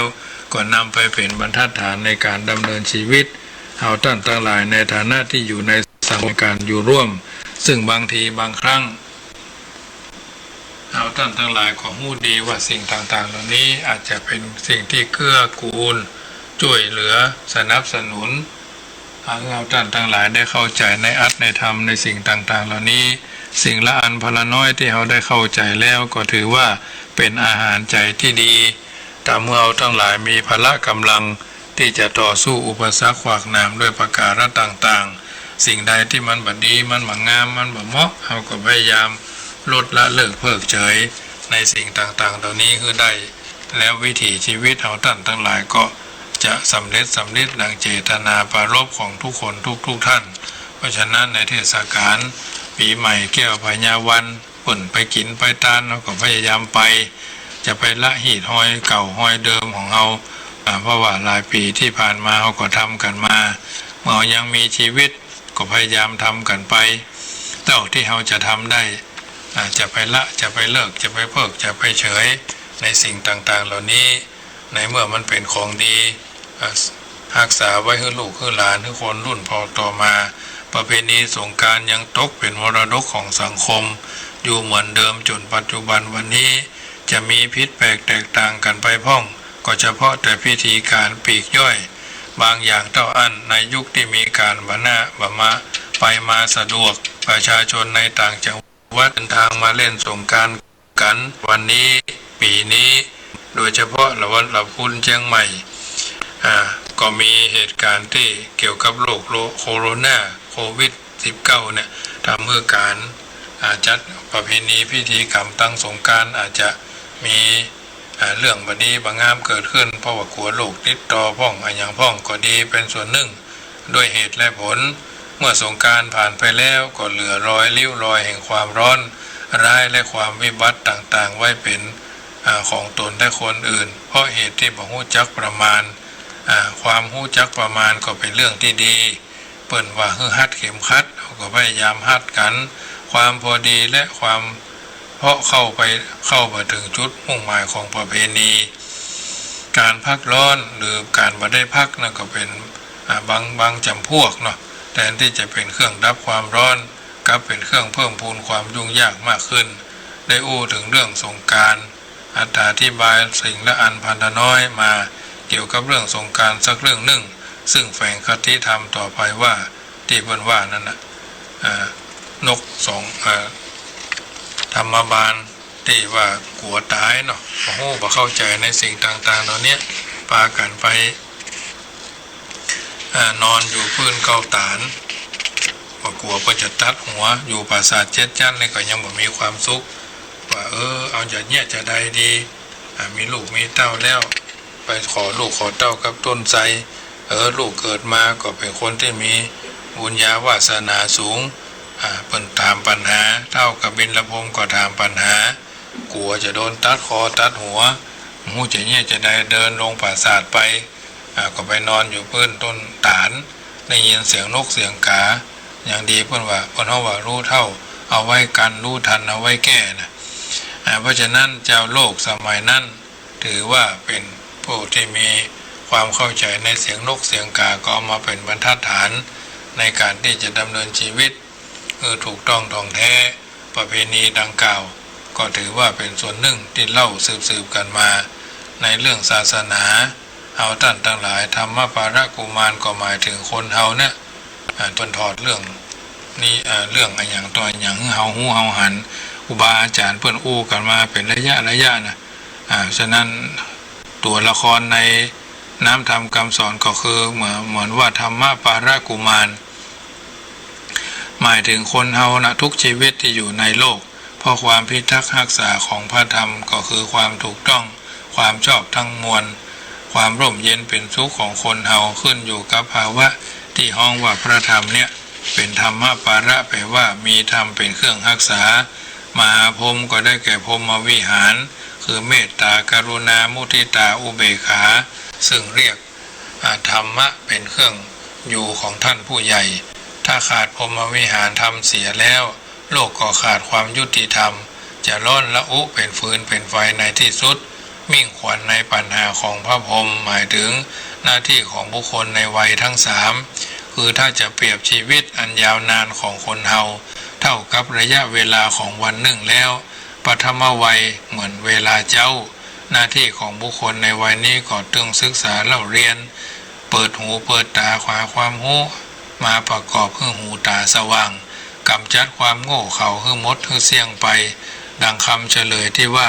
เวลาเช้ามิ่งขวัญอยู่ที่หน้าก็หมายถึงหน้าที่อันเนี้ยมัชฌิมาวัยหมายเวลาเที่ยงชีวิตตอนนี้เต็มไปด้วยการงานเรามีอายุ50 ปีนั่นแหละ3 โมงไปแล้วโดยซ้ำไปนะดิ้นรนขวนขวายเพื่อทำการดำรงชีพย่อมมีการกระทบกระทั่งกันระหว่างเปื้อนร่วมงานทำให้จิตใจเล่าร้อนอยู่เสมอจำจะต้องเป็นผู้มีใจนักแน่นหูจักยับยั้งช่างตรองเอาธรรมคือขันติและเมตตาเป็นน้ำชะโลมใจอยู่เสมอปัจฉิมวัยก็เหมือนคนชราได้ผ่านห้อนผ่านหนาวมามากครั้งทั้งความดีและความร้ายก่อนที่จะรับตาลาโลกนี้ไปต้องชำระมลทินในเสียนั่นก็คือการกลับใจมาถือศีลกินเพลชำระทางไปสู่ปรโลกของตัวปัญหาของมหาพรหมเรื่องนี้มีคติควรแก่การนำมาปฏิบัติเพื่อดำเนินชีวิตไปในทางผาสุกและเพื่อเป็นสิริมังคละมิ่งขวัญในชีวิตปีหนึ่งเวลาจะเมินเกินไปในทางปฏิบัติก็ย่นระยะเข้ามาเพียง1 วันกล่าวคือเวลาเจ้าใช้ปัญญาพิจารณาการงานในหน้าที่ประจำของตนพอหันความผิดชอบชั่วดีเหมือนกับเอาน้ำล้างหน้ากลางวันเป็นเวลาประกอบการงานใจน้ำคือขันติและเมตตาชะโลมใจให้เยือกเย็นบ่เป็นคนหุนหันพลันแล่นทำการต่างๆด้วยอารมณ์ร้อนร้ายในเวลาเย็นเสร็จธุรกิจต่างๆแล้วพิจารณาความผิดตกบกพร่องเพื่อแก้ไขปรับปรุงปลดปล่อยแล้วก็ปล่อยวางในวันต่อไปโดยทำนองนี้วันเดือนปีเต็มไปด้วยสาระประโยชน์สิริคือมิ่งขวัญก็จะคุ้มครองชีวิตอยู่เย็นเป็นสุขตลอดอายุไขด้วยเหตุดังกล่าวมานี้ประเพณีจึงเป็นเครื่องประดับเครื่องดับความเร่าร้อนของสังคมศีลธรรมเป็นเครื่องดับความร้อนทางกายวาจาและทางจิตใจในการรักษาหรือปฏิบัติประเพณีคนเราต้องเข้าถึงจุดมุ่งหมายแห่งประเพณีนั้นๆจึงจะได้รับประโยชน์อันแท้จริงจากประเพณีนั้นๆถ้าคนเราหันหลังให้ประเพณีหรือปฏิบัติตามประเพณีแต่เพียงเปลือกนอกเช่นในงานสงกรานต์ก็สนใจแต่ม่วนงันสันเด้าสวนเซเฮฮาดึกเซสว่างซ้ำเจ้าก็หาเย็นก็เฮดึกหายันเฮกันอยู่ตลอดเวลาเล่นพนันขันต่อสวนเซเฮฮาสุรายาแต่ปีนี้เปิดประกาศคอร์ฟิวก็ถือว่าเป็นสิ่งที่ดีทำให้การอยู่บ้านการรื่นเริงบันเทิงทั่วก็จะบ่มีก็กินในพี่หมู่น้องเนาะปฏิบัติตามประเพณีปฏิบัติตามกฎก็จะถูกเชิญไปอยู่ทำจุดหนึ่งซึ่งเป็นจุดที่บนภาษาตะโลว่า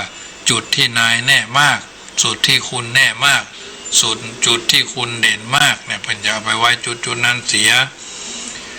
ปฏิบัติตามประเพณีตลอดแล้วความร้อนนอกเหนือไปจากความร้อนของบรรยากาศก็จะเกิดครอบคลุมชีวิตจิตใจให้เร่าร้อนยิ่งขึ้นไปกว่าเก่าการทำสิ่งใดตามใจตนเองก็คือการเพิ่มเชื้อฝอยลงในกองเพลิงแห่งความร้อนซึ่งเป็นพื้นเพเดิมในจิตใจเพื่อความร้อนเผารนจิตใจให้ร้อนยิ่งขึ้นควรที่ผู้รักษาความสงบเย็นจะพึงระวังเป็นอย่างยิ่งประเพณีสงกรานต์กำลังจะมาถึงเข้ามาสัมผัสวันนี้ก็เป็นวันเนาพรุ่งนี้ก็เป็นวันพญาวันทะเลิงปีใหม่ท่านทั้งหลายก็ตั้งอกตั้งใจไปกินไปทานประจำเป็นจะต้องไปช่วงเจ้าเนอะแต่ละวัดแต่ละวาถ้าเปิดโอกาสได้ทำบุญ ตอนเพลก็ได้อาหารก็จะได้บัจะได้บ่เคร่งเครียดเนาะไปตอนควายก็ได้ตอนเจ้ามืดก็อาจจะมีทยอยกันไปแต่ละวัดที่วัดจังคำนี่ก็จัดหม้อไหทลายปากกระมังทางเปจัดทำเยียวไว้คือแอลกอฮอล์ไว้ล้างมือหน้าวิหารเข้าไปในวิหารส่วนหนึ่งหรือทำแล้วกลับบ้านก็ได้วันที่16ก็วันปากปีเพิ่นฮ้องว่าปู่จาเข้ารถเคาะก็จัดกันมาเอาไว้บนวิหารแล้วก็พลิกไปบ้านนี่ก่อนหรือจะโยนตั้งลุ่มตั้งป้างก็ต้องมาเฝ้าทุกเจ้าทุกเจ้าจะทำหน้าที่สาธยายพุทธคุณธรรมคุณสังฆคุณคาถาเสกน้ำพระพุทธมนต์เพื่อเป็นมังคละข้อปีข้อเดือนข้อวันก็จะได้ห่างหายเป็นต้นต่อไปเพราะฉะนั้นญาติโยมสาธุชนเมื่อเราได้สาระประโยชน์อันแท้จริงเกิดจากประเพณีปีใหม่แก้วพญาวันจุจอดลอดตึงตันจะได้ผ่านเข้าไปอย่างมีความหมายสมก้าสมคุณที่บรรพบุรุษได้บัญญัติประเพณีสงกรานต์ เอาไว้เป็นมรดกทอดของสังคมมาถึงปัจจุบันวันนี้เอาท่านทั้งหลายก็จะชื่อว่าเป็นทายาทที่ดีรักษาประเพณีที่นี้เอาไว้เป็นตัวอย่างแก่อนุชนคนรุ่นหลังเป็นลำดับไปญาติโยมสาธุชนที่อยู่ทางบ้านยังบ่หลับบ่นอนเตื้อลองโทรเข้ามาเช็คได้เนอะที่0861875325 ได้เนอะก่อนจะนำรายการจากท่านไปในค่ำคืนนี้1เสียง1สาย1ศรัทธาส่วน Facebook ไลฟ์สดก็มีหลายท่านที่ส่งเฟซส่งไลน์เข้ามามีตั้งแต่โยมแม่โยมพงศักดิ์เสนศักดิ์แม่จงดีเมืองฝางแม่มารีกาลยาบ้านโฮงแม่แสงล่าวรรณศรีตลอดจนกัลยาณมิตรทุกคนทุกท่านที่อยู่ใกล้อยู่ไกลแม่รัตดาชัยมงคลแม่มุกดาตาลป่าแม่นวลนิชวชาติคุณกิรตนาสาวบุญตันเนาะโยมทั้งหลายที่โทรกันเข้ามาเจริญพรแม่จันดีปากก้าเจ้าฟังอยู่เนอะฟังเข้าใจดีเนาะเข้าใจดีทราบซึ้งเข้ามาหน่อยเนาะเจ้าชื่อมาหน่อยฝนมาตกกันนะเพี่ยปลูกไงไปวัดไปวัดขวายก็ยังแควนน้อยมันมาได้ฟังได้เจ้าไม่เจ้าเขาปล่อยเขาทานมันเข้าปล่อยเขาที่ไปก่อนเอาทานไปก่อนหรอไปเจ้าก็ได้หลายไปควายก็ได้นักยากอะเอาหลายดีกว่าเนาะเอาหลายดีกว่าเดี๋ยวเจ้าไปหลายควายได้น้อยถ้าเอาไปเจ้าเขาก็จะได้ไปลูกกับมันก็ได้เจ้าได้น้อยไปขวายได้นักนะครับไปขวายได้นักก็ไม่กันเอาเนาะจะดูต่างนะครับพรโมทนาก็แม่เนอเจ้าเจริญพรเจริญพรโยมแม่นมัสการเจ้าพระคุณเจ้ายังบ่รับแต่ยังเจ้าจะนอนฟังตั้งใจแล้วเจ้าฟังทำได้เนาะฟังเจ้าเมื่อวานก็ฟังเจ้าเข้าใจดีเมื่อวานจะโทรมาโทรบัดตาละเจ้าวันแรงนี่คำนี่เข้าใจดีเนาะเจ้าเป็นการเข้าใจดีเจ้าถ้าได้มาแจ่มแจ้งดีเท่าเจ้าเป็นกำลังใจขึ้นแม่เนอเจ้าเป็นกำลังใจเหมือนกันนะเจ้านมัสการเจ้าเจริญพรแม่ทองใบบ่อสร้างวัสาเจ้าเข้าวันหมายเลขก็นอกเจ้า798เนาะ17980021894ใช่แล้วใช่เลยเจ้าฟังอยู่ม่อนดีเข้าใจดีกันมาเก่าเยอะเจ้าฟังกันไปเนอเจ้าโมทนาโยมแม่ทองใบเพิ่นทบทวนเลขหมายเลขโยมแม่บรรทาป่าเปาเนอถ้าฟังอยู่ก็จดกำเนอหมายเลขบัญชีธนาคารกรุงไทยโลตัสป่าซาง798ไม่ใช่198นะ79800218894ฟังอีกครั้งนะครับ79800218894เพราะฉะนั้นเป็นเบอร์ก กองทุนเลี้ยงวัวควายของวัดจังกำเป็นกองทุนเผยแผ่ธรรมตั้งสถานีวิทยุบำรุงไฟฟ้าอินเทอร์เน็ตกองทุนภัตตาหารเจ้าเพนก็แล้วแต่โอกาสจังหวะเวลา3กองทุนเบอร์เดียวกันหมดญาติโยม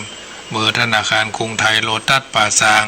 7980021894อันนี้เป็นเบอร์3กองทุนไม่ใช่มูลนิธินะถ้ามูลนิธิต้องใช้ประมาณ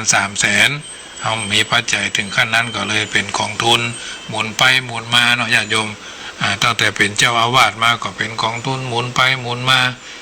ซื้อหันซื้อนี่ใจกลางไฟกาไฟก็เดือน3,500ตั้งแต่ปี2547เป็นต้นมานี่ออกกาไฟเองโดยไม่ได้เอาเงินวัดมาใช้อาศัยว่าญาติโยมนิมนต์ไปเทศน์นิมนต์ไปเจริญพระพุทธมนต์โอนเข้ามาคนละเล็กคนละน้อยตลอดมาเดือนหนึ่งก็เดือนรายใช้จ่ายก็มีประมาณ 12,000 บาทรวมทั้งพระทั้งเนนช่วงนี้มาได้จ่ายขึ้นเนนเพราะว่าเนนยังบ่ปิดยังบ่เปิดโรงเรียนเด้อเนาะปุ๊บ1 กรกฎาคมจะเริ่มจ่ายเหมือนเดิมเนาะพอเอาลูกเพิ่นมาเลี้ยงก็จะเป็นจะต้องดูแลเอาใจใส่ถามว่านักใจก็บ่นักเปิ้นก็ยังทำได้เปิ้นลำบากกว่าเฮาเปิ้นก็ยังทำได้หลายคนที่โอนเข้ามา200 300แม่ก็แม่ขอแม่จอแม่ชอก็คนละเล็กคนน้อยกันด้วยดีตลอดมาตลอดจนญาติโยมอย่างที่เปิ้นมาตานขันเข้าเดือนชีปีใหม่เนี่ยจะได้รวบรวมเอามาม่าเอานมเนาะเอาที่มันฉันบัตตันเนี่ยไปแปรสภาพ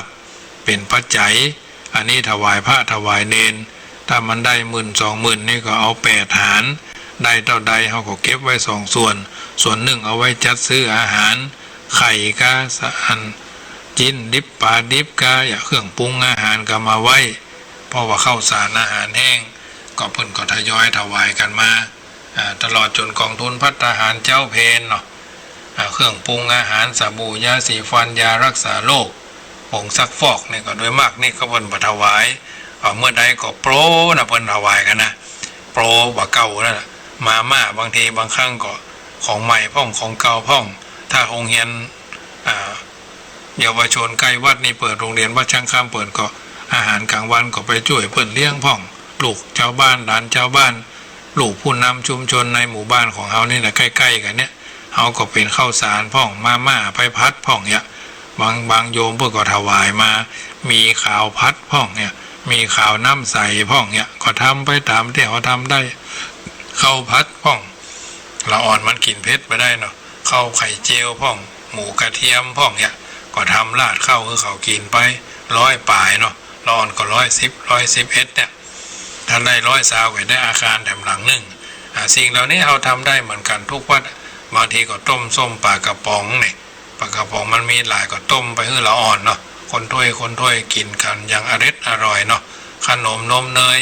บางทีก็ไปบิณฑบาตตรงนั้นตรงนี้ก็เอามามอบเพื่อเขาก็ดีใจเขาบอกต้องไปหวังอย่างสักอย่างเราหวังไว้ชาติหน้าเขาบอกอดไปอยากบักกั้นบักหิวก็พอแล้วญาติโยมทำวันนี้ให้ดีไม่ต้องรอฟ้าจากสดใสนะห่วงและกำลังใจอยู่ที่เขาท่านทั้งหลายทั้งนั้นเพราะฉะนั้นญาติโยมสาธุชนท่านผู้ฟังทั้งหลายค่ำคืนนี้รายการเสียงธรรมก่อนรับตาก็มาถึง3:46 นาทีก่อนนำรายการจากท่านไปก็จะได้เตือนจิตสักคิดใจคือญาติโยมสาธุชนได้ยินได้ฟังและก็นำไปเป็นเครื่องเตือนจิตสักคิดใจว่าเกี่ยวกับข้าวห้ามมรณานุสติอย่างน้อยๆก็ได้เตือนจิตสักคิดใจเขาอยู่ว่ารูพระอยู่วัดม่วนกะก้องกะกองงัวควายอยู่หนองม่วนกะหญ้ากับน้ำจุมหมู่ศรัทธาเข้าสู่วัดสุวาม่วนกินม่วนตาลอย่าได้ประมาทะเรื่องวัยเรื่องเวลาเรื่องการงานและเรื่องว่าเฮาสุขภาพอย่างดีข้าวห้ามมรณานุสติบัณฑิตนักปราชญ์พื้นบ้านนาเปิ้นบอกเอาไว้ว่าคนเฮามนุษย์ในโลกสับสนเกิดมาเป็นคนบนผืนโลกล่าเฮามีความตายรออยู่เบื้องหน้าบ่มีไผมาล่วงพ้นแล้วแต่บุญกรรมจักนำซ้ำซ้นไผบ่หลีกพ้นสักลายวันเกิดเฮาฮู้บ่แน่วันตายมนุษย์หญิงใจเหมือนกันจู้ผู้ เมื่อยังบ่ตายชีวิตต้องสู้หิหาเลี้ยงดูปากต้องเป็นทุกข์ใหญ่หลวงมีบ่วงจ้องก้องมาหวันเกี่ยวข้องพัวพันบ่ได้บรรลุถึงอรหันต์เพราะบ่วงมาปันติดหวันโลกกว้างบ่วงฮักลูกหลานวงวานรอบข้างบ่วงฮักเมียแปลงร่วมชิดบ่วงฮักสมบัติมัดแน่นหนาชิดหลงกึดว่าอันของกูให้นาป่าตั้งตึกรามสวยรู้บ่ได้กึดดูฮือหู้ที่แจ้งเป็นตัวตันหาเข้ามาเติมแท่งบ่กึดกอยแยงที่จันบ่ใจของไผ่คนใดทั้งนั้นอย่าหลงยึดมั่นมัวเมาเป็นของสมมุติของเฮาของเขาตายแล้วก็เอาไปตัวบ่ได้แม้ศพซากตนคนเอาไผ่เผาไหม้บ่เหลืออันใดเคลื่อนค้างเหลือชั่วกับดีบ่มีม้วยม้างคือผลที่สร้างยังคนทำดีละไว้บ่ได้สรรเสริญทำชั่วคนเมินเปิ้นบ่อวดอ้างบ่มีไว้ประดับกับไว้โลกกว้างไว้กับโลกกว้างสืบต่อยาวนานชั่วฟ้าอยู่กู้โลกีบ่มีต่ำจ้าฮือเฮาตั้งหน้าทำดีถึงจักมวยมิตรดับจิตเป็นผีแต่ว่าความดีมีไว้โลกล่าจวบนิรันดร์การยาวนานไปหน้าไผบ่นินตาว่าให้หนีเพิ่นเสียดายตายเพิ่นเล่าไว้คำสอนลุ่มใต้เมืองคนเกิดมาหนึ่งเตื้อก็ตายหนึ่งคนเกิดมาเป็นคนทนทุกข์จ้องจนตายเป็นผีหนีเข้าหีบร่องจบตายตำนองพ้นทุกข์เกิดตายมาหลายเจนยุคตั้งแต่โลกตั้งมีมาแม้แต่องค์พุทธตนทารัตพญายังมรณาดับขันจนได้เฮาปุถุชนคนอยู่ลุ่มใต้นับประสาใดหลีกพ้นมีเข้ามีของเงินทองเหลือล้นบ่ได้ล้นปาไปเมียแปลงผัวฮักก็สู้ไปบ่ได้ปาไปละไว้อยู่บ้านแต่งข้าวสารมาเขียนขานเล่าต้านเฮือหมู่สัตตาพี่น้องบ่ต้องเสียใจร้องให้ร่ำร้องอันเป็นของถูกต้องธรรมดาถึงจำจักร้องให้เลือดนองออกตาบ่กลับคืนมาปิกฟื้นคืนได้เป็นอนิจจังสัตว์โลกลุ่มใต้มันหากเป็นไปอย่างนี้ขออวสานไข่ขานกล่าวจี้จบเสียเต้าอี้เอวังญาติโยมสาธุชนท่านผู้ฟังทั้งหลายได้ยินได้ฟังน้ำธรรมคำสอนเกี่ยวกับมรณานุสติข้าวห้ามเรื่องการเกิดการแก่การเจ็บการตายการพัดพรากสิ่งต่างๆเหล่านี้ก็ถือว่าเป็นบรรทัดฐานแห่งการดำเนินชีวิตเฮาท่านทั้งหลายอย่าไปละอย่าไปลืมเนอะปัญจสิกขาพุทธากล่าวไว้คือเป็นไว้ใต้สองโลกโลกีมวลมนุษย์ผ่องพุทธใส่สีองค์พระมุนีศีล5 ข้อสร้างสมกุศลผลบุญหอมป้อปัญจศีลาใหญ่ล่ำพระพุทธองค์ทรงวาทะเป็นเบื้องต้นความดีประมุขธรรมมักกะวิธีเป็นของดีสืบไปหน้าเพราะฉะนั้นญาติโยมสาธุชนท่านผู้ฟังทั้งหลายรายการเสียงธรรมก่อนนับตาดำเนินรายการโดยอัตมภาพพระมหาประสิทธมาภินันโทอธิบายน้ำธรรมคำสอนตั้งแต่ทุ่ม20 นาทีจนกระทั่งจะถึงเวลา4 ทุ่มโดยประมาณธรรมะบทใดกรรมใดที่เป็นไปโดยชอบประกอบโดยมโนสุจริตอันบพิษประเพี้ยนด้วยประการะทั้งปวงจงประมวลกับกายเป็นตบะเดชะเป็นพลังแห่งพุทธคุณธรรมคุณสังฆคุณอำนาจแห่งกตัญญูกตเวทิตาเป็นอโหสิกรรมจะได้เป็นนิวรธรรมกรรมอันแก่นกล้าเป็นชัดแก้วพิดานคำคลี่มุงบังควัดไกวควัดแกว่งเอาข้อปีข้อเดือนข้อวันข้อยามห่างหายจากการดำเนินชีวิตของท่านเมื่อรับเมื่อตื่นเมื่อยืนเมื่อเตียวเมื่อเกี้ยวเมื่อกินยืนเดินนั่งนอนกินดื่มทำพูดคิดอย่าได้พิษอย่าได้พลาดอย่าได้คลาดอย่าได้เคลื่อนตั้งมโนสุจริตโดยจิตใจใสๆอย่างที่พลบอกว่า ทำละความชั่วทั้งปวงทำความดีทั้งหมดทำกุศลคือจิตใจให้ใสผ่องแผ้วโดยประการละทั้งปวงโดยการทำความดีมีไว้แก่ภายนั้น